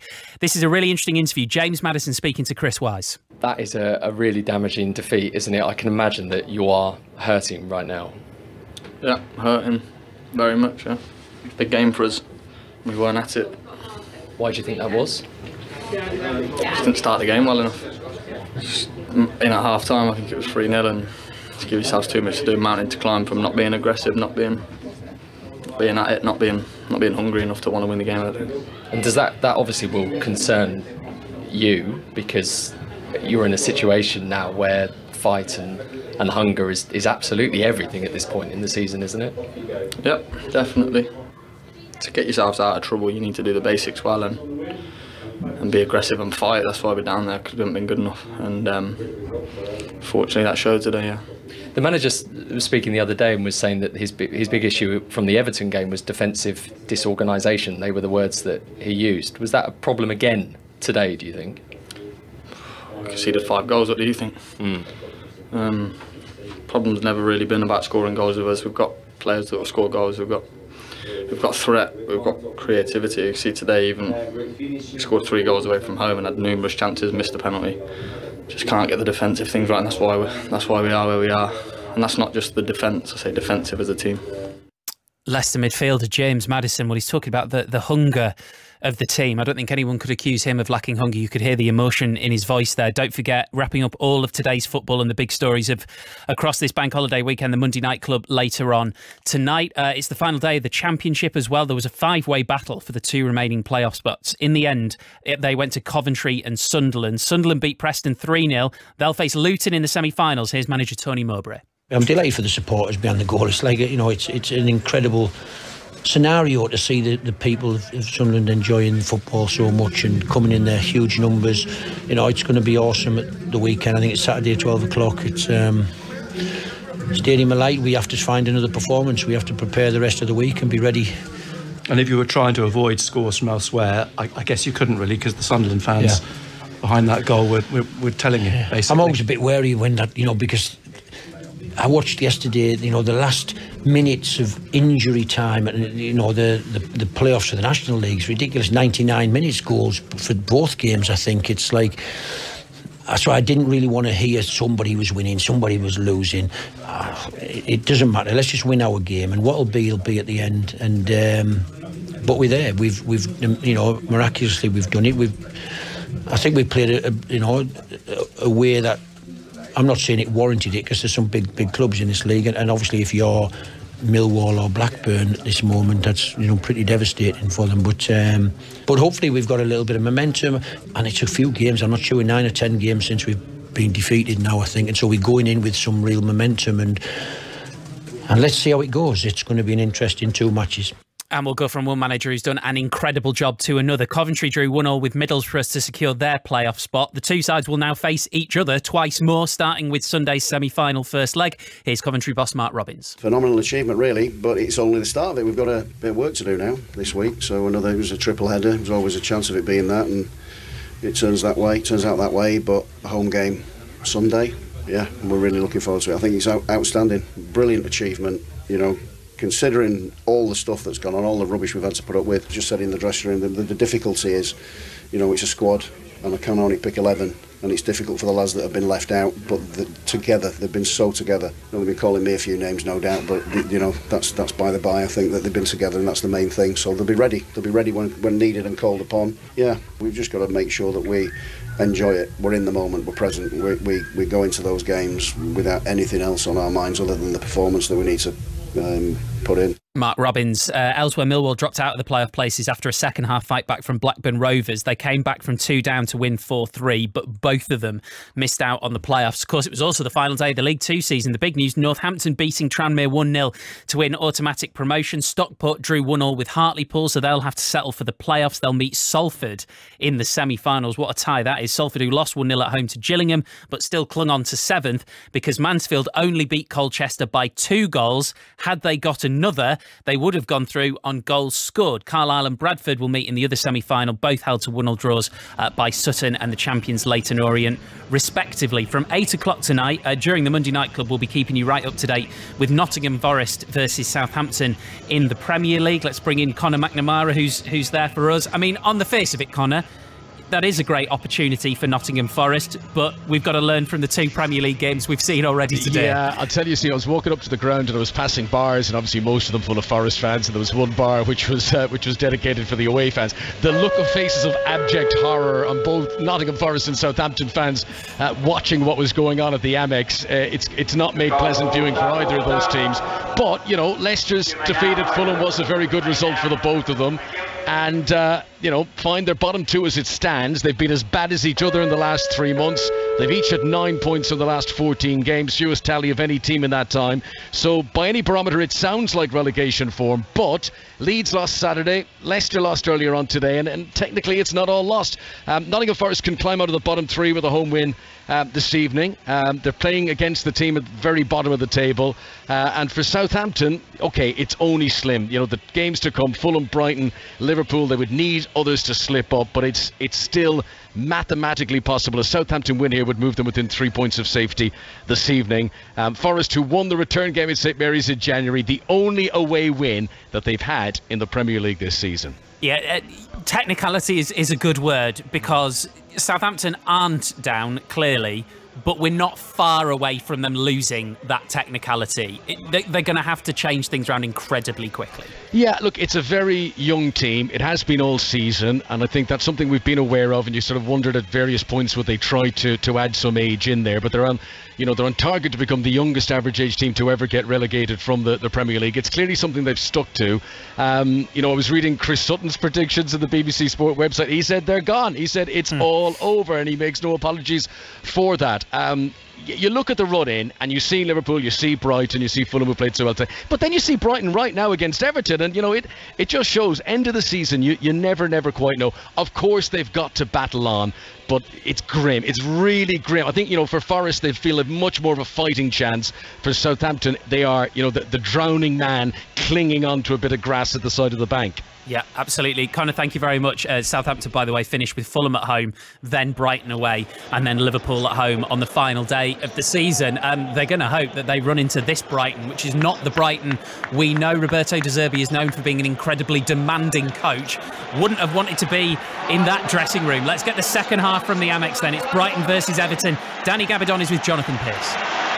Well, Steve, he's making a statement right at the start of the second half. Roberto De Zerbi, he's making 4 changes. Colwell on, Ferguson on, March on, and Enciso is coming off. Buonanotte is one of the players who has not reappeared for the second half. It was a game too much for him, the youngster. I felt it just passed him by. Undav likewise, not really suited to that role, just off the front man. He'll be replaced by Evan Ferguson, who's such a startling young player, just 18 years of age, and already 8 goals this season, including 1 up at Goodison. Adam Webster is the one who's made way for Colwell. Just stay with me before I go to Danny, and I'll bring you details of all these substitutions. And the 4th player off for them is Danny Welbeck. So those are the substitutions for Brighton: Enciso, March, Ferguson and Colwell on. What do you make of those changes, Dan? No surprises, Jonathan. I thought at least 2, because Brighton were not at it in that first half. Quadruple change from Roberto De Zerbi, so Everton need to be ready for that. They need to expect a reaction from Brighton. If Brighton can get an early goal start this second half, it really is game on. You're looking at that Garner chance right at the end of the first half to make it 4. That really would have been game over and difficult for Brighton to come back into it, but at 3, still not insurmountable. They looked tired, really leggy. They did. Brighton, and they look mentally jaded as well in their recent games. They've been to Wembley and lost on penalties. They were beaten at Forest, and they looked really tired that day. And then to reply in such rousing fashion against, yes, it was a terrible Wolves side, but they've hit 6 against them. And then to win against Manchester United in such late dramatic style on Thursday, that took a lot out of them, and they're in this second half 3-0 down and attacking the Everton goal away to our right hand side. I'll run you through the 2 teams in just a couple of moments as I've made adjustments to the Brighton and Hove Albion side. But Everton have been absolutely superb here. That's their best 45 minutes of football, I would say, this campaign. Ferguson immediately on the ball for Brighton. Back it comes in to Caicedo and Gross out wide to the right hand side. Well, they now have March playing for Brighton Hove Albion on the right. He tries to run his man. Mikolenko checks back again, wants to go again, gets the dead ball line into the penalty area, pokes it in looking for Gross, and Pickford gathers at the second attempt. Brighter from Brighton right at the start of the second half. A good start from Brighton. Solly March immediately into the game on this right hand side, twisting, turning, taking Mikolenko to the bottom line and drifting past him. He just prods the ball into that near post, looking for Pascal Gross. Pickford doing a good job in the end, gathering at the second attempt. The name of Solly March is sung by the Brighton fans. The response he got against Wolves here, having missed the penalty at Wembley, was very touching and heartfelt. As a local lad, comes from just down the coast at Eastbourne. And Brighton have possession now, bringing it out with Cole, the man who's on loan from Chelsea, out to Mitoma on that far side. And in it comes then, here's Enciso outside the penalty area, and immediately the ball rolls away to March, and it's punched over by Pickford, not yet away, but Brighton fans thought there was a hand in there in the build-up. Everton should clear it away through Alex Iwobi. I'll give you their line-up first. Everton with Pickford in goal, then Patterson, Mina, Tarkowski, Mikolenko, Garner and Gay holding in midfield. Then you've got Iwobi, Doucouré, who scored 2, McNeil and Calvert-Lewin. And now the Brighton players turn to the referee and say, was there a handball in the build-up there? Well, of course it would be checked. Not sure Mina could have done too much about it. And Ciso driving edge of the 18-yard box, ball drops to Evan Ferguson. It's Mina with a sliding challenge. And there's a chance for Solly March as the ball comes out to him on the right-hand side. He doesn't quite connect with a shot as he would have liked. It's straight at Pickford. It's a decent save, but one you would expect him to make. I think that's their first effort on target in the game. We've been playing 47 minutes. Their second half lineup to come for you in a moment. It's March down the right-hand side. They trail 3-0 into Enciso, who's a player with bags of talent, explosive goal. You saw him score recently away at Chelsea. It was a wonderful goal. Now March has a look for Enciso once again. He whips his crossing off McNeil. It's going to be a throw to Brighton, who have stealing goal. Gross, Dunk, Cole and Estupinian. Now they're back four. Caicedo and McAllister holding. Then you've got March, Enciso, Mitoma and Ferguson for this second half.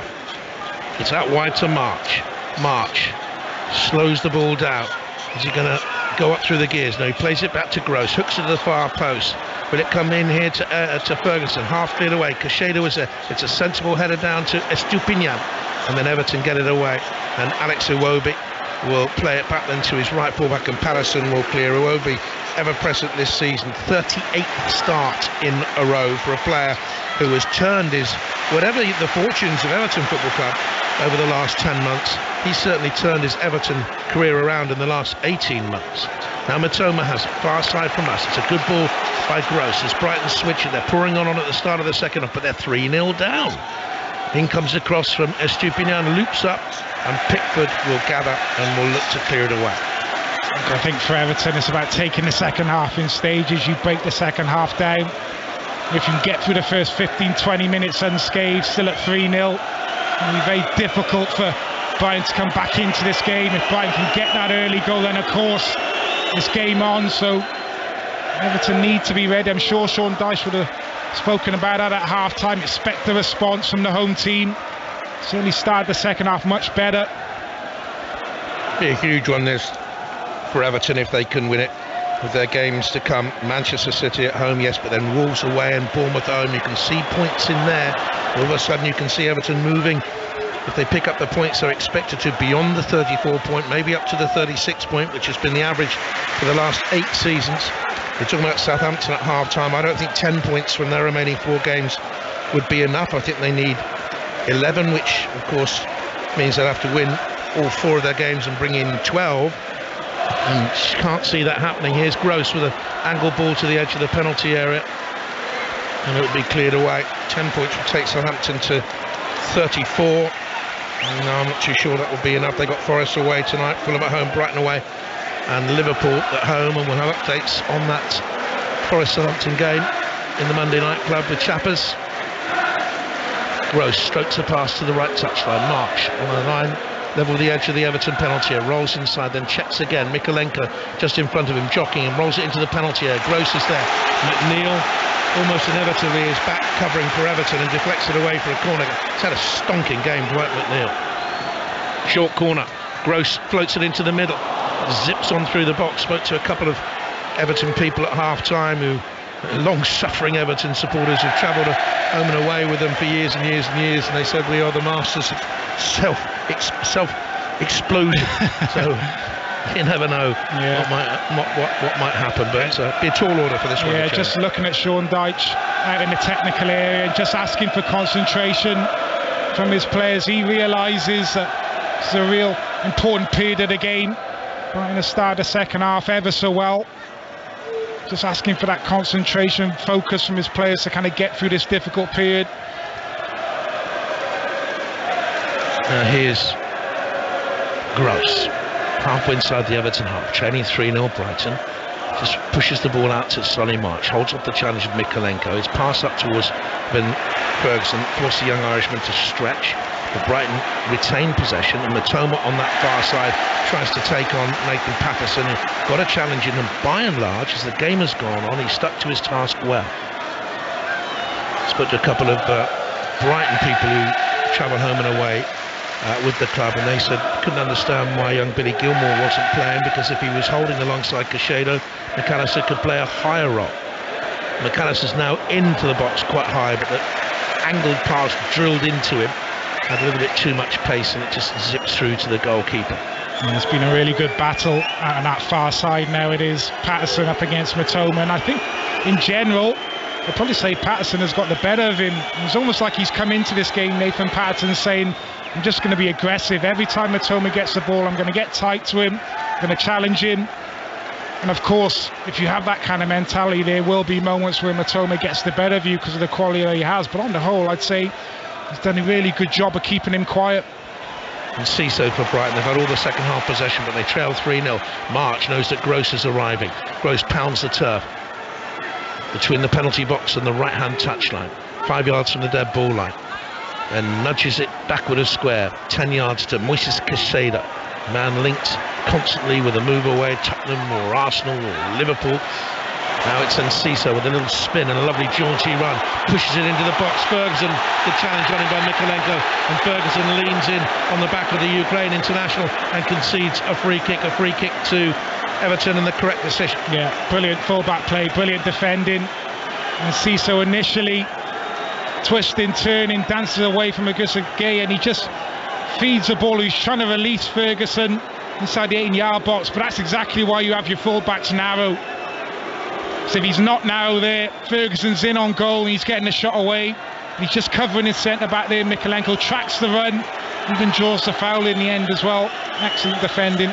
Pascal Gross has come across down below us to speak to the fourth official, Graham Scott, and saying moments ago, why wasn't Calvert-Lewin cautioned? Calvert-Lewin actually threw him off the pitch, the Brighton defender. They were holding each other, but he absolutely threw him off the pitch like a WWF wrestler being thrown out of the ring, and the referee didn't even give a free kick or anything.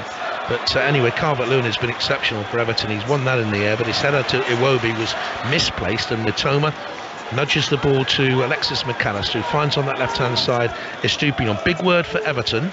They've stopped Estupiñán having an effect coming forward down the Brighton left. He's crucial for them. Now Gross on the right, finds the touchline. March drops his shoulder, rolls inside Mikalenko, cuts it into the penalty area. Gross couldn't get the shot away. Look at the pink shirts back in there, Danny. Just look at them. Done a superb job of that, Everton. In and around the 18-yard box, as you say, Jonathan, getting bodies, lots of bodies back in those central areas, and as Brighton players looking to play through the central areas, I find it very, very difficult. It's a free kick to Brighton for a foul by Calvert-Lewin. Decore stopped them taking the free kick, which is, I would say, 7-8 yards inside the Everton half and on the right-hand side of centre. And Decore gets a yellow card, and again the Everton bench, three of them, three strong. Steve Stone, I think it's Ian Wone down there, and Sean Dyche went to the fourth official and protested, and they've kept up a running dialogue with him, let's just say. Mitoma has it on the left then. 5 live from the BBC Everton, 3 to the good. Mitoma whips across into the box. Big Yerry Mina got up there. Gross picks up the ball as it dropped out of the penalty area, just outside the box. To his left, he found Caicedo and Mitoma. Right foot bending cross in the middle. It's an impressive header away by Tarkowski, who's had a really strong game for Everton at the back. Augusta Gay brings it down. He's pulled back by Ferguson. Didn't need to make the challenge. Free kick to Everton just outside the D. 3-0 up. Yeah, you'd think if Brighton want to service the box with crosses, then they'd be quite happy with that. Yerry Mina, James Tarkowski, big physical presences back there. That's their game, really.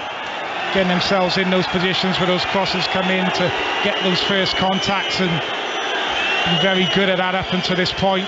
Mina coming into the team. It's the Brighton coaching staff turns to have a go at the poor old fourth official. Who'd be a fourth official, really? You end up with earache.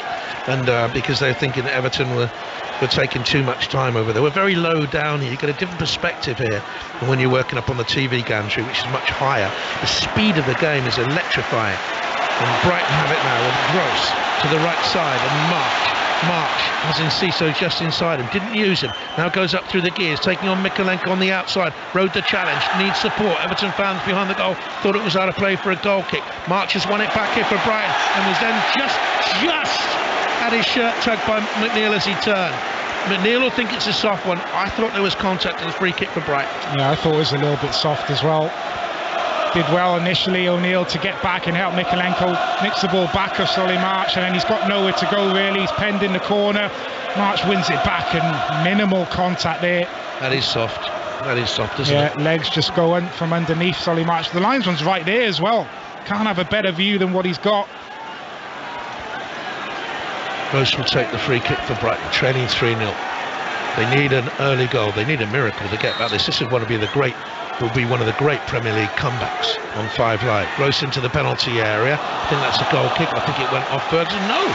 The assistant referee said it came off Mikalenko. It's a corner ball then to Brighton, away to our right-hand side in front of the travelling Everton fans who've taken up, I would say, 7/8 of the north stand. It is away to our right-hand side, and it's going to be a corner that Gross will take again. Bends it away from goal. Mitoma was in there to hop. The rain comes down heavier now, and Brighton switch the play back to the right from whence it came. Cacheda, good ball to Gross. Brought it down, now releases to March. He'll have a shot from here. No, he won't. He checks back again. Could have had a shot. Gross bends it into the penalty area. Ferguson's header. It's banned by the goalkeeper. The flag's up anyway. It won't count. Won't count. Good stop, mind you, Jordan Pickford. What a save. Low down to his right. Excellent delivery from his right-hand side from Pascal Gross into that far post area where Brighton create that overload. It was very close on the offside, and it's Ferguson with a header.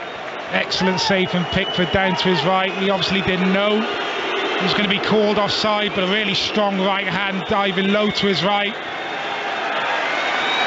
That's a terrific save. He'll be annoyed. He won't go into the history books because...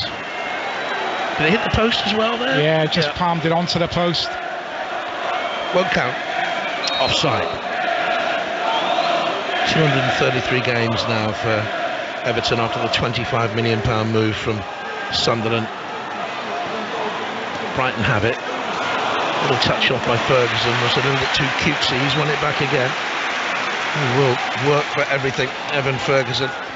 Bettystown in the Republic of Ireland, for whom he's played 4 times, very much their future, according to Irish football journalist. The world is his oyster, said Tony Bloom about him, the Brighton owner and chairman. Here's March, giving Mikalenko a bit of a torrid opening to the second half, but Mikalenko has the benefit of McNeil doubling up. McNeil came back, has conceded a corner kick, but he has worked prodigiously on that Everton left-hand side, knows the methods of Sean Dyche from Burnley days. Sean Dyche knows him in and out, knows how to get the best of that player. He's a very good man-manager, is the Everton boss. An hour played, his team leads 3-0. Their best away day of the season by a long shot. In will come that corner kick. Pickford might have got something on it. Mina might have got something on it. It's another corner though, Danny. Yeah, he's going to have to continue to do that, Dwight McNeil. Solly March coming on this right-hand side. He's looking to give Mikalenko a bit of a roast, and he's gone past him on 2 or 3 occasions, and it's been Dwight McNeil coming back to the rescue on 2 or 3 occasions, so he has to continue to help out his full-back. Corner kick for Brighton, far side from us. Pascal Gross takes it, McAllister flicked it on, Colwell was in there. Everton stretched to get it away. Tarkovsky's header. The first to react is Dunk, who plants a sensible header to his right. Lofted into the box by March, and Everton cleared away and remain 3-0 in front here. An astonishing scoreline which will take them out of the relegation positions with their games to come. Let's remind you once again, Manchester City at home, then Wolves away and Bournemouth at home. Here's Cacheda. I think it's going to be very, very tight to the last day. Leicester, Leeds and Forest. This will be a huge result, though, for Everton. That most people would not have factored this into their remaining games. Well, I think not just the result, but the manner of the result, the manner of the performance as well. If they can keep it to 3-0, will give them massive amounts of confidence going into the remaining games, and obviously demoralise, I think, the teams around them as well. Wins at this stage of the season, so important. March though for Brighton, infield, edge of the box. Cacheda looks in there for Enciso with the lob ball. Enciso brings it down under pressure from Mykolenko. Really good intense pressure there, helped up by Decore, who stole it away. And it's interesting that Everton had 1 or 2 players in there for the cause, and Brighton just left little Enciso by himself. And here's a throw to Brighton on the halfway line. Brighton 0, Everton 3. On the day that, sorry, Danny. Yeah, I was just going to say, you feel that there's going to be a different type of performance obviously needed by Everton this second half. Brighton now heavily on top. Substitutes have certainly improved their performance, and they found it quite difficult now, Everton, to get out of their half. We're not seeing as many of those blistering counter-attacks as we saw in the first half, so it'll be very much about keeping that defensive shape and just being diligent and really difficult to break down. Brighton switch it, spread it to the right-hand side. March drops his shoulder, goes inside. Mykolenko will shoot this time, and it's blocked by the head of Yeremina on the edge of his 6-yard area. And Jordan Pickford is screaming his defenders not to let Solly March inside like that. Everton are wobbling a little bit, but they are holding firm as yet at 3-0 to the good. Brighton follow this up with away games at Arsenal and Newcastle before their final 2 matches here against Southampton and Manchester City in that last day trip to Aston Villa. They will stay in a European qualification position despite this result tonight. In 7th, they would be a point ahead of Aston Villa. They'd still have 2 games in hand on the Midlands club. But it would be a real setback for them. Here's McAllister. They want the European position booked and sorted before they go to Villa Park on that last day. Don't want to do anything there. Or have to do anything, I should say. McAllister for Brighton. Looks left, there's a misunderstanding as Estupinian came in from that left-hand side. The ball was played behind him. Goal kick Everton. They lead 3-0, 63 on the clock on 5 Live. Just a little bit too easy for Solly March to come inside on his left foot there. Mykolenko's going to allow him inside. There needs to be another man there in close attendance. On that occasion, it wasn't. And that shot was fined in the far corner, but excellent from Yeremina. Instinctive, gets himself down the line of the shot. Goal kick that Pickford will take. Tonight at 7:30, the Monday Night Club. Mark Chapman with him tonight. Rory Smith as usual, and Sebastian Bassong is in there as well, the former Newcastle and Tottenham defender and Norwich defender. He had spells at Watford and Wolves. I think he was at Peterborough. I'm not too sure whether he played for them. He was there. Might tell you a little bit later on. I've got a feeling he was at Peterborough for a while. But he's in the studio with them, debating all the weekend's football and today's football. Fulham 3-0 up against Leicester. He made a real game of it, lost 5-3, and Jamie Vardy squandered a penalty as well. Real dent that for Leicester in their quest to stay away from relegation. Ferguson for Brighton, good touch, and a second one, a nearly an explosive finish, and that is Evan Ferguson in a nutshell. First touch for a 19-year-old, an 18-year-old was so confident. Second touch was equally astute. Weaved his way past the defender, and the shot took a deflection and over the bar. Super bit of play. Yeah, I think it's a save from Pickford, possibly outstanding save as well. Brilliant play from the youngster. Skip away from Mina. Lovely save. In comes the cross. Oh, it's off the woman this time. McAllister twisted, got his head to the ball. Brighton so close, back in looking for McAllister, headed away by Calvert-Lewin. Much better here from Brighton. Everton can't get out. They think they should have had a free kick there. But one of the Brighton players jumping into their man. Ferguson from a deeper position outside the penalty area, cuts it into McAllister, loops it to that far side, 3-0 Everton lead. But Brighton here with all the pressure on the Everton goal. McAllister into the penalty area, a diving header away from Yeremina. His chances have been so limited as an Everton player.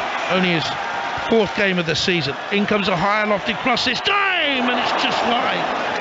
Header plops just wide. The goalkeeper might have been beaten. McAllister was in there. It was Dunk who headed the ball. It was a lovely ball back in, and Brighton are getting closer and closer. Well, they can feel really unlucky not to have got a goal from those 2 or 3 chances there, Brighton. McAllister initially from the corner, free header, flicks it on, looking for that far post, comes off the bar. Brilliant save before that from Pickford from the Henderson shot.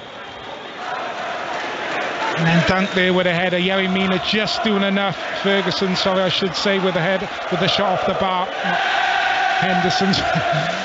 And then Lewis Dunk inches away with a header. Yeremina just doing enough on the far post under big pressure there. Brighton have made the 4 half-time changes. Don't forget, they'll hesitate to make a tactical change just in case there's an injury, but time is ticking away. 24 minutes to go, and they're reminding the referee of that as Jordan Pickford takes a little while before he takes his goal kick downfield. Any goalkeeper away from home leading 3-0 would do the same. Roberto De Zerbi says to the fourth official down there, you know, why didn't you speed him up? They very rarely do. And Brighton have possession. Here's Gross now over the halfway line. Ambles into the Everton half. Name the goalkeeper you've seen sent off for 2 yellow cards, both for time wasting. If you can name a goalkeeper who has been, then you've got a great memory, because I can't remember one. Gross out wide to the right hand side. March back into the penalty area. Gross to the dead ball line, right side, spins on it, chops across the walls, that fast pass. Mina again stretches that elastic frame. He's a big man at 6'5", and got it away. Straight out to Mitoma. Brighton come again. Caicedo, plumb dead centre, veers to his left, into the edge of the box. McAllister quickly away. It's a half a chance, comes to Estupinian, closed by Idrissa Gueye. It's another corner. Can Everton withstand this for the remaining 22 minutes? It would be extraordinary if they can. Short corner taken again. Pressure relentless.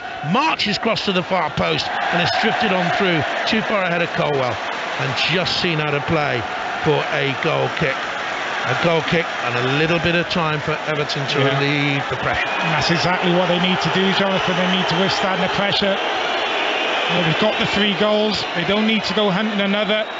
Those Everton counter-attacks are going to be few and far between now. There's going to be very much a defensive job, backs against the wall, just looking to hang on to what they've got. Up until this point, 68 minutes gone, still 3-0. The goal difference, by the way, is now minus 22. Southampton's is minus 32, so is Forest. Leeds 25, minus 25, and Leicester's minus 14. It's still tense faces amongst Everton fans we're seeing behind the goal. And Everton fans have led a life of glass half empty for many a year now. Let's be honest. Trials and tribulations of a club that, when I was a young boy, were a wonderful team, and FA Cup finals, and then of course the great team that won the league and made it through to Europe. A great team that was denied European success by the ban for English clubs. And if you ever saw Harvey Kendall and Ball play, you were lucky, because that was one of the greatest midfield combinations I've ever seen play. The great days of Everton. Here's Dunk out wide towards the right hand touchline to Solly March. March has possession. Back it goes to his captain again. Lewis Dunk, local lad. Lives not far from me, actually, just over the Downs. Just moved recently, actually. Colwell with a long ball into the penalty area. Jordan Pickford gathers. I think Lewis Dunk realised he was living not far away from me, and then decided to move. Pickford would look to clear it away. Pickford would look to clear it away. It's 3-0 up now, Everton. What an outstanding day it would be for them. And you can bet your bottom dollar the manager won't get carried away. No, not 1 inch. There's work still to be done, and plenty of it. This is only the first step. Rolled away to Lewis Dunk. Bring the ball forward now comfortably for Brighton. 5 live from the BBC, with so much football to come, of course, with the European Champions League semi-finals tomorrow. Real Madrid, Manchester City, the first leg. And on Wednesday, AC against Inter Milan. Colwell for Brighton and Hove Albion. Tipped to go all the way and become a full England international. He's an under-21, played recently against France. Caicedo, lovely ball out to Enciso. Nikolenko gobbles him up. He's had trouble with Solly March, but that was easier for him. March had gone infield. It's not held up by Calvert-Lewin. That's been a rarity. Caicedo to Gross, allowed to veer the ball away to the centre of midfield. McAllister needs options. They're stooping in round the corner. They're making slow progress. They've gone very narrow. That's where the massive pink shirts belonging to Everton are situated. So they come out wide to the right. March again, he's proving elusive. And the pass to Pascal Gross, misread, and just trickles away and out of play. And Roberto De Zerbi, some urgency down there. You're just looking at this Everton team, just the energy levels dropping a little bit. Have to put a lot of work in off the ball, that kind of defensive shape, and certainly they're full of energy and vibrancy. First half got their goals, second half they're having to really put a shift in to keep this Brighton team at bay, and you're just seeing those energy levels drop a little bit, just dropping a little bit deeper now as a team. Just need to keep that focus, so that concentration. Be interesting to see if Sean Dyche thinks about maybe freshening things up from the bench, just to bring a bit more energy, a bit more life back into the side, but maybe a reluctance to change anything at the minute with it going so well. Brighton look for Solly March, Roberto De Zerbi and Andrew Crofts, one of his assistants, former Brighton player of Crofts, down there giving instructions to March moments ago. Gross now finds him again. Mikolenko had stood 5 yards off him, plays into Gross, onto Enciso, and Tarkovsky come across to cover. A little bit scrambled in there as first of all Brighton picked it up, gave away possession. Everton failed to clear, they now do. McNeil down the right hand touchline over the halfway line. Calvert-Lewin all alone. Momentarily, he was the only Everton player in the Brighton half, so he held it up well. Tucks it back up the line then to Dwight McNeil. Down the line again, Calvert-Lewin has turned Colwell as effortlessly as he turned Lewis Dunk a couple of times in the first half. And as he went to pick up a loose ball, he's blocked off the ball actually by Alexis McAllister. Calvert-Lewin has had an excellent game. So has McNeil. Everton holding possession and just relieving a little bit of pressure as they got a free kick now, and with this free kick we'll go up to the City Ground. Forest Southampton, your team is from Conor McNamara. And Nottingham Forest make one change from the defeat at Brentford. Ryan Yates comes back into the midfield, replacing defender Joe Worrell. Southampton, 3 changes from the defeat at Newcastle. Maitland-Niles for Lyanco, Theo Walcott for Gineppo, and Che Adams returns to the attack. Sulemana to the bench. Adams' first start since mid-March. And JP, I do have a goalkeeper sent off for 2 yellows for time wasting. Danny Amos of Makaimu Netanya 2 years ago in Israel, booked in the 85th minute for time wasting and a second yellow in the 92nd and sent off. I hate you, I hate you, I hate you. Where's he got that information from? I wonder. It begins with G. Yeah. Lovely stuff. Brighton have possession on the halfway line. Down the line it goes. Matoma, they trail 3-0. Matoma has it. Rolls in from the left touchline. Back it comes to McAllister. 10 yards of space in which to play. Having a look. Walking pacey McAllister. A little bit faster perhaps as he angles a pass 25 yards away to Solly March. March well balanced, arms to his side. Well braced as a wide player. Now back it comes then to Estupiñán. He's crossed towards the far post area. He's looking in there for Pascal Gross, who's played much higher in the second half. And Mikolenko headed it away. It's a corner kick and it's taken quickly, and Everton switched off, and the manager is fuming at that. In comes across from Casado, backward header, brilliant save, super save to deny Alex McAllister. Second super save from him in this second half. Jordan Pickford just trying to rally the troops. Sean Dyche and Rome just switching off from the corner, as you say, Jonathan. They take it short, whipped into that near post. Excellent save from Pickford, diving to his left again. In comes the corner for Brighton towards the near post. Iwobi got it away.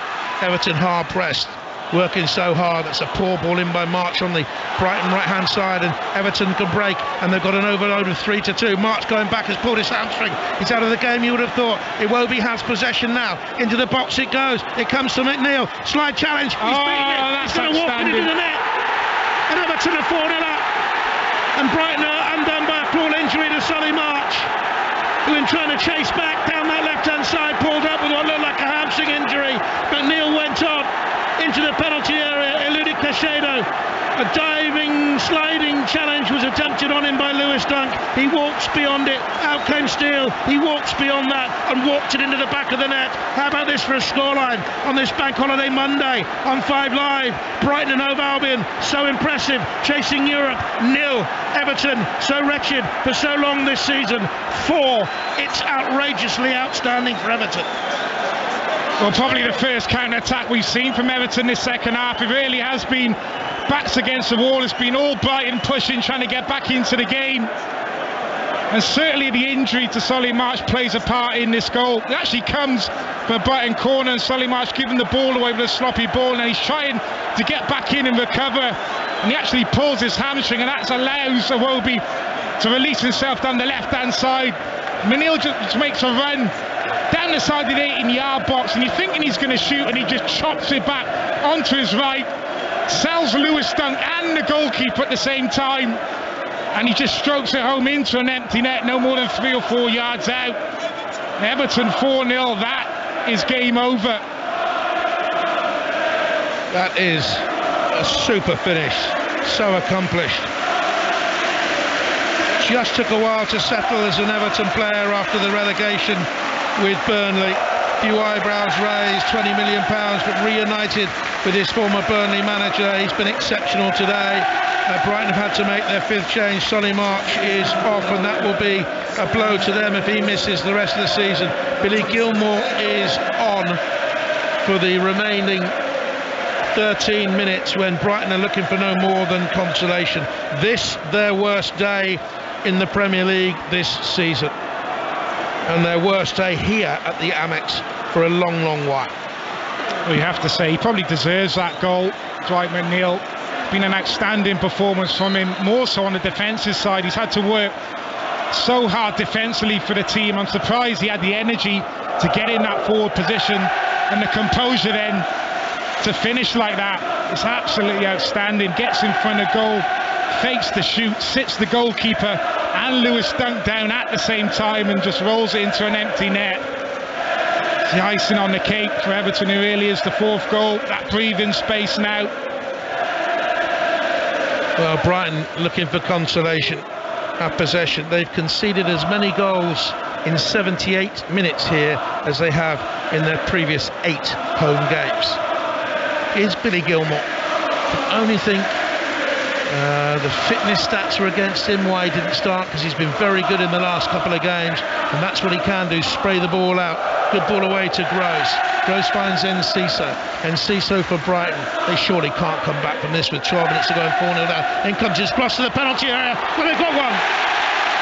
They've got one back. Lovely cross towards the far post area. Pickford's appealing for offside. It's Matoma was arriving on the far side of the penalty area, who may have bundled it in. McAllister was up in support and Ferguson was in the middle. There's a lovely ball towards the far post. It's aimed at Matoma, who was standing in an offside position, got himself back onside. In came the cross. McAllister stretched out a leg. It hit Matoma, bounced back, hit McAllister and went in over the line. Most curious goal, but Brighton are on the score sheet and they lead, and Everton's lead is cut to 4-1. Went in off McAllister's arm, you know. That's why they're checking it. Yeah, it's a real strange one. Excellent delivery from Pascal Gross from this near side into a really dangerous area. Difficult one for Patterson to deal with. McAllister initially on the stretch. I think it actually hits the post. Comes back to Matoma. And then as McAllister's on the floor, almost hits the back of Matoma, I think, or no, McAllister, and goes in. Really difficult one to figure out. And it's Matoma who gets there first. McAllister on the stretch, hits the post, comes back out. McAllister's on the floor. I think it actually then hits him and goes in. They're just checking this one. Possible offside. Goal given. The goal is given. Everton will think there was a possible offside. Well, if a defender's bracing his body with his hand as he falls and the ball hits it, it's not a penalty. Well, he wasn't bracing his body there, McAllister. He had no idea the ball was going to hit him. He was slithering in. Came back off the post, hit him at point blank range. Back in the day, it wouldn't have even been questioned. It's not going to affect the result here, I'm sure. Or am I? It's 4-1. Hang on. Here's Gross, but McAllister does get the goal. Matoma was actually unlucky that it came back off the post. Far side from us, it was very difficult to see. Here's Matoma now, 4-1, Everton's lead. It'll go down as McAllister's 12th goal of the season. Dunk out wide to Gross. McAllister being linked with a move here, there and everywhere, although I read a report in one of the online magazines this week that Liverpool have said they have made no contact with Brighton for him in the summer, according to much of the speculation. Now Estupiñán. Infield to Billy Gilmour, tries to pick a pass again to Caicedo, just deflected away of Calvert-Lewin, poorly cleared by Everton, who now begin to look tired themselves. A shot, wrong decision, Caicedo. But it took a deflection. Now, I have to admit from here, I don't think that was deflected. I think it just steered wide. We'll have a look from the replay. And there's Caicedo with a shot. I can't really see any deflection there. No. Should have been a goal kick taken very short. They have taken these short corners throughout the game, Brighton. I just think that was wide by Caicedo, and he had players available to his right-hand side as well. How many of these brilliant young Brighton players will they keep? How many will they cash in on? What can they do here? They have a corner, the ball is headed away. by Nathan Patterson back inside his 6-yard area from a deep cross. Everton lead at Brighton by 4 goals to 1 with 8 minutes to go. Mission improbable. Gross takes it. High hoist towards the far post there. Mitoma! Oh, he absolutely leathered that volley towards the far post area. Colwell was running in. Had he made full contact, Colwell might have taken his head off. Yeah, I don't think he knew anything about it, to be honest with you. That can't happen. Shoulder. Yeah, can't happen from an Everton point of view, though. A deep cross to the far post, and Mitoma on his own flashes that back across goal on the volley, and Colwell's just running in. It just hits him on the shoulder. He's so much pace on it, he just can't react quick enough. A cutaway there of a Brighton fan. Gentleman frustrated that it went by. A little lad in front of him who was more interested in drinking his hot chocolate. 4-1 Everton lead on 5 Live. And it's away towards the far side. That's what I remember about going to games when I was a little lad down at Ashton Gate. You know, I remember the smell of the place. I remember the smell of the Bovril. I remember the smell of that Football League review you used to get in the middle of the programmes. The pull-out. I don't know how many of you can remember that, listen to 5. I remember the smell of it. You used to see articles about people like Alan Birchnell and all these mythical players from the top flight.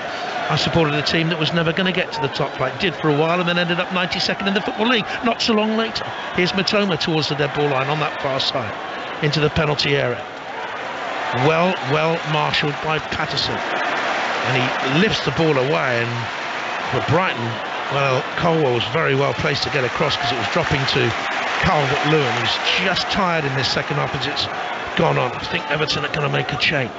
Gross for Brighton. Nikolenko got a touch. First to it is Gross. Gay is tiring. They put in such a shift here. Everton, will it have an effect on their next game then? That game they play at Manchester City? Or they concentrate on the final 2 games, Wolves away and Bournemouth at home. Dangerous that. Got to pick up points where you can. Dunk into the penalty area. Glanced away by Patterson. Your views on Nathan Patterson? I think he's been outstanding. Look, Matoma's had his moments. You'd expect that with the quality that he has, but he has stuck to his task really well. Another short corner, another cross into the box. Came off Tarkowski, who's been a giant at the back for Everton. Cleared away by Decore's the first 2 goals in the game set the pattern, and Cisse gets a cross back into the middle.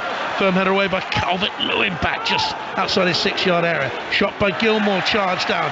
McNeil will race off after it, and the race is won by Estepinian. And rolled out by Jason Steele. An own goal goes down against his name.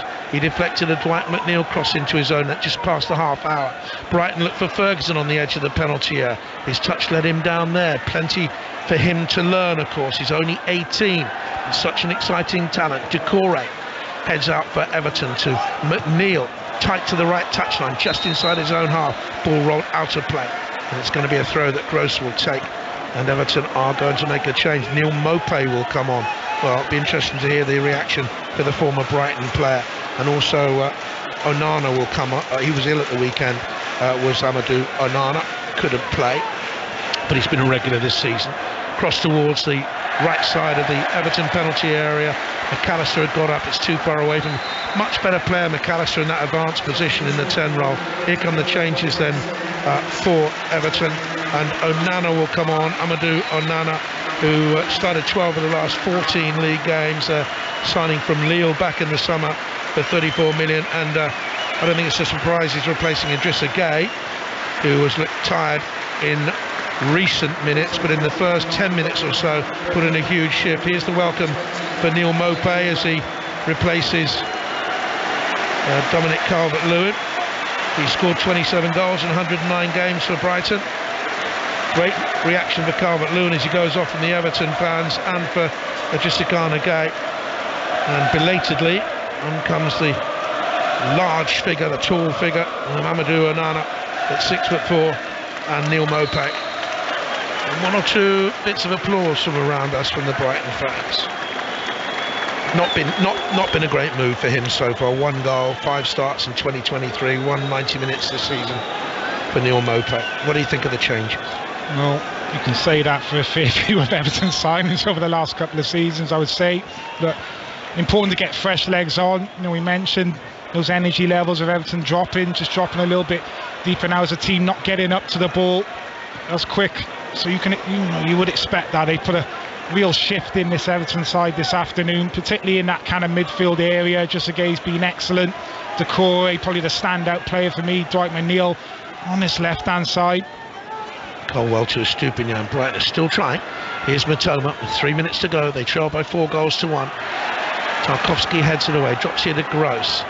But Caicedo looked tired as Decore whipped him with a challenge. It breaks away then to Encisa. Little gap opened up for him. Wanted an extra touch. Gap closed. McAllister to Gross. Now back to Billy Gilmore. Brighton fans getting restless. Lewis Dunk, will he have a shot? Crosses into the middle. Bounced off Matoma. Oh, and another super save by Pickford to deny Evan Ferguson this time. What a half he's had, the goalkeeper. I'm just looking at Yang Mina, still down on the floor. I think he's just stretching off with a bit of cramp, but I think he maybe wants the foul as well as that cross comes in. He's almost the meat in the sandwich, and the ball just drops down to Evan Ferguson. He's just off balance and just falling over, and he's not able to get enough power on the strike, which allows Pickford to get down to his left-hand side and make a decent save again. Gross takes the corner kick back to Gilmore, edge of the penalty. His shot is blocked inside the box by Onana. Second cross back in Estupinian. Out comes Pickford to punch. Drops it here to Caicedo. Pickford found his man inside the penalty area. That has to be checked. A Brighton player has gone down. Everton will look to break away at 4-1 up. But Pickford is absolutely enraged at the Brighton man who went down inside the penalty area. Might well have been McAllister, who's picked himself up, trots back. The Brighton fans left in the ground. There are huge swathes of empty blue seats. Were booing that decision. It wasn't referred to VAR, or hasn't been yet. And Dunk angles to the right-hand touch. And what do you think? Was it a penalty? Well, that's what I'd like to see again. Cross comes in. Pickford comes a long way. Can only get a punch, and ball drops down, and then he panics because he's trying to get back into his goal really quickly, and he turns around, and Alexis McAllister's right there, and it's definitely the arm kind of comes out. He barges into him, pushes him over. Don't know what he's doing. The aggression on his face as well. I'm just looking at the replays, desperately trying to get back into his goal, and that arm comes out and just barges him over. How is that not a penalty? Well, how can that not get looked at? I don't think it would impact on the result. We've got 30 seconds to go, but how is that not a penalty, and why did he do it? He's had rushes of blood to the head in the past, but he's matured as a goalkeeper, been brilliant for England. But that was just plain daft. Now Brighton have it. Dunk to the right touchline with an angled pass. Gross whips it in, left-footed into the box. Commanding header away by Mina. Here's a stupid. They've had so much possession of the ball, Brighton of Albion. It's been a story of their season. They do have their customary goal, but as we enter stoppage time, we'll have 6 minutes of it, by the way. I've not seen them cut apart defensively as Everton have today this season. Can they get the ball into the box? A little backheel by Ferguson, and the shot looped over the bar from the off-balance Moises Caicedo.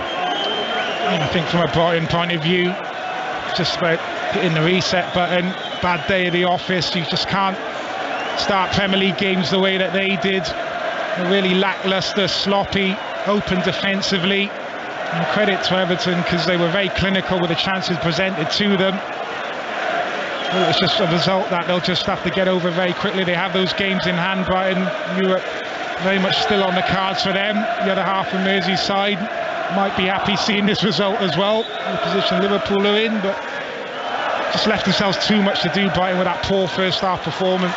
And Ciso pressurising Mikalenko, did enough, stood up to it. It's through to Jordan Pickford, who flops on the ball and will take his time.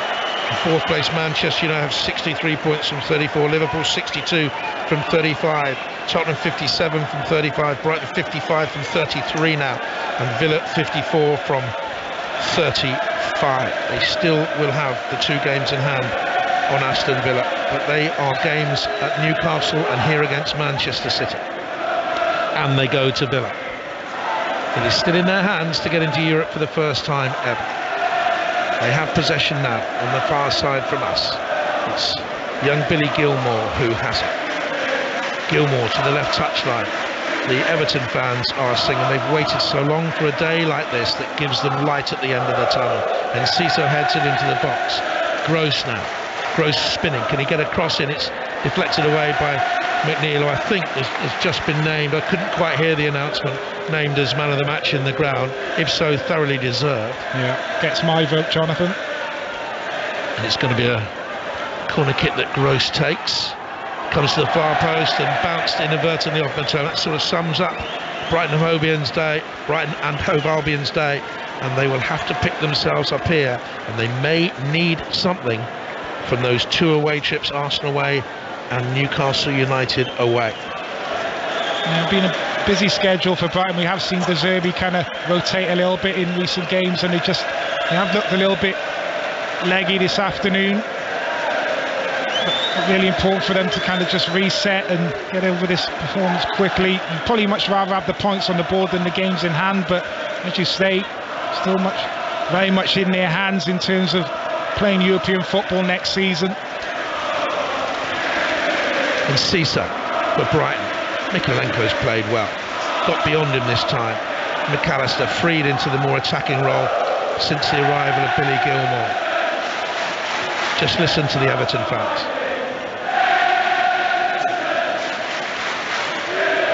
They lead 4-1 in stoppage time. Gilmore for Brighton. Dunk. They know that goal difference might make a difference in the end. Brighton for European qualification. They want to end the game on something of a high. And that's headed away through his own penalty area by the towering Yeremina. Good return to the first team for him. And the ball is back inside the Brighton half, where Steele plays it forward, passes it 20 yards to Dunk, striding into the Everton half, screws a pass into McAllister, edge of the D, quickly confronted there by Mina. They've been quick to close in that sort of area, Everton, all day long, and they'll break here, and they've got a 3-on-3. It won't be far side from us. Carries it with purpose, plays into Moped, a little back heel onto Decore. Decore hesitates and is beaten for possession, and Cisse will run away from him. And Cisse to the halfway line. McNeil tracks him, McNeil wins it back. That sums up his performance, and the applause from his manager tells him what Sean Dyche thinks of that performance. Absolutely outstanding. Outstanding performance from Dwight McNeil.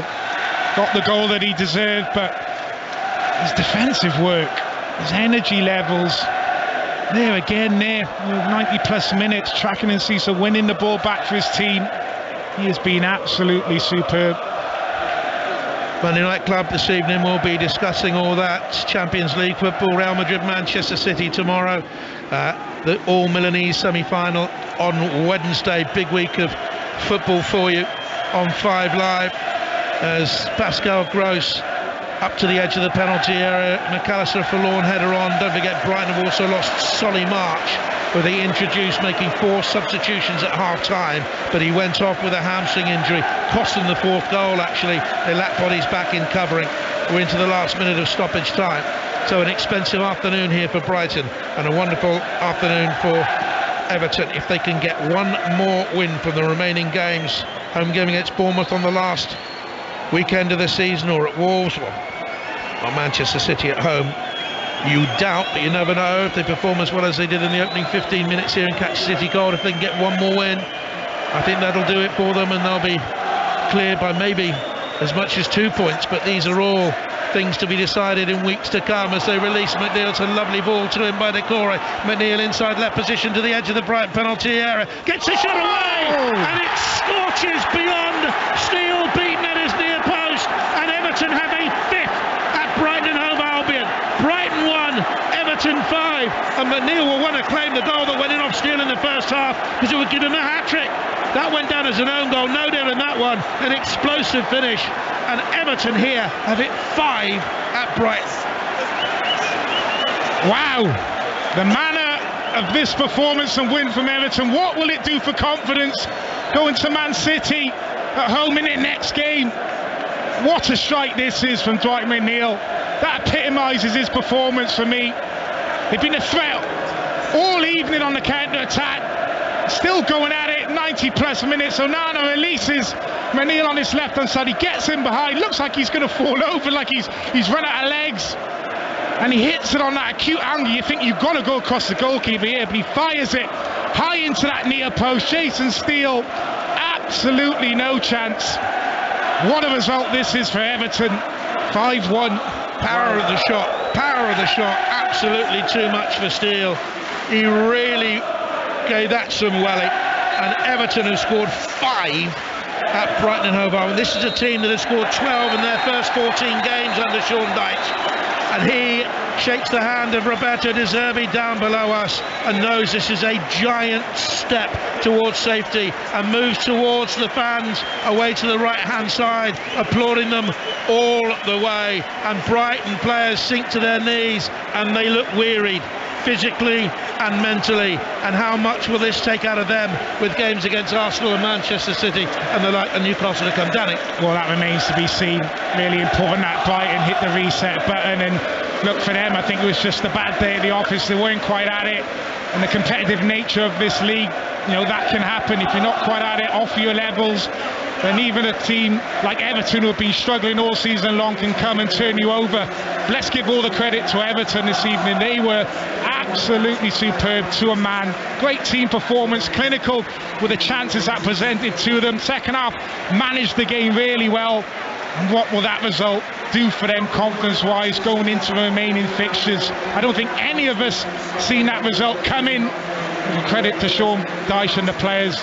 Absolutely superb 3 points and much needed. I stuck my neck out before the game, Chappers, saying if they won here, I thought they would stay up. I'm staying with that prediction. Before I leave in my car, Danny Gabardon is leaving in Noah's Ark because he is the rain bringer and it's pouring here. Jonathan, Danny, I mean, there are just... takes Everton up to 16th at the moment. We still have Nottingham Forest against Southampton to come. I mean, everywhere you look, Danny, from an Everton perspective, you can find positives tonight, as you would expect in such a thumping win. Oh, of course. I mean, individual performances within the kind of team performance, a team collective, I would say. And look, I think there were signs of it, Chappers, against Leicester. Certainly the attacking side of their game, the counter-attacking threat they showed in that game. Of course, they didn't get the 3 points in that one, conceded 2 goals, but there were a lot of positives to take from that Leicester performance, and they've taken that positivity into this one. And they started the game ever so well. They were the brighter, they were the sharper of the two teams. The chances presented to them, they were very clinical. And as I said, I think just the individual performance is very difficult to pick a man of the match. Dwight McNeil was absolutely outstanding, but you're looking at Nathan Patterson in that right back position, Yerry Mina coming into the team, that midfield three, Decore, Garner and Idrissa Gueye worked so hard, and a lot of the goals came from them breaking up play and setting Everton off on the counter-attack. Calvert-Lewin, who is so important to this Everton team, his performance against Leicester, his performance again today, he is so important for them, the way he kind of leads the line. And if they play like this, Everton, then they'll be in the Premier League next season. If they continue this for the remaining 3 games, I have no doubt that they will be in the Premier League next season. And what a big 3 points. Nobody, Chappers, gave them a hope of coming here the way that Brighton have been playing and getting a result. And the manner of the victory, wow, what it'll do for confidence moving forward now. Unbelievable. Bearing in mind, recently on 5 Live, Jonathan, you told a story about an old Bristol City centre-half who used to eat Vicks before a game. Bristol Rovers. I'm terribly sorry. Goodness me. I know you like your old school defending. And at 3-0, I mean, how Everton kept Brighton at bay was an absolute joy for those of us that like seeing players diving in, putting their bodies on their line, heading it clear. Tarkowski, I thought, was a rock at the back. He typified that attitude, throwing himself in.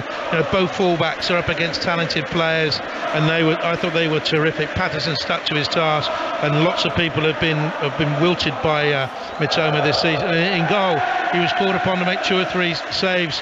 Pickford, I mean, how he got away with the one where he's thrown McAllister to the ground or banged him to the ground, I don't know. But anyway, fortune favours the brave. It was a brave performance by him. McNeil was super for them today, Mark, and they fully deserved the win. Brighton, costly day for them, losing Solly March with a hamstring, and they've got tricky games to come. They've still got the game in hand on the Villa, so they're still in the position where it's in their hands to get into Europe. But it's all about, forget Brighton for the minute, it's all about Everton. This was a huge performance from them, and I love the old school stuff. You know me. I love the challenges. I love where they throw the bodies in, and it was pouring with rain. It's pouring with rain here. The fans have been brilliant. The Everton, look at them there, away to the right hand side. Yeah, it's a great club, you know. It's a great club. I'm not an Everton fan, but it's a great club. It's a proper old football club. What's happened to them in recent years has been horrible, awful, and you can't disguise that. But the fans deserve better. The final thing on the old school defending, Danny. I mean, Yerry Mina, every time he headed a clearance, then slapped himself round the face before the next one came in. I know, before Danny, I was going to describe it, and I thought, no, someone would complain that I'm mentioning some sort of sadomasochistic trick, and I thought there'd be complaints, but he was slapping himself. How do you describe it? Look, it's something we don't see so much of anymore in the modern game. Defenders, putting their bodies on the line, wanting to keep the ball out of their own net. Yes, they had some tricky moments. They had a little bit of luck where Pickford had to make a few saves. They hit the woodwork a couple of times, Brighton, but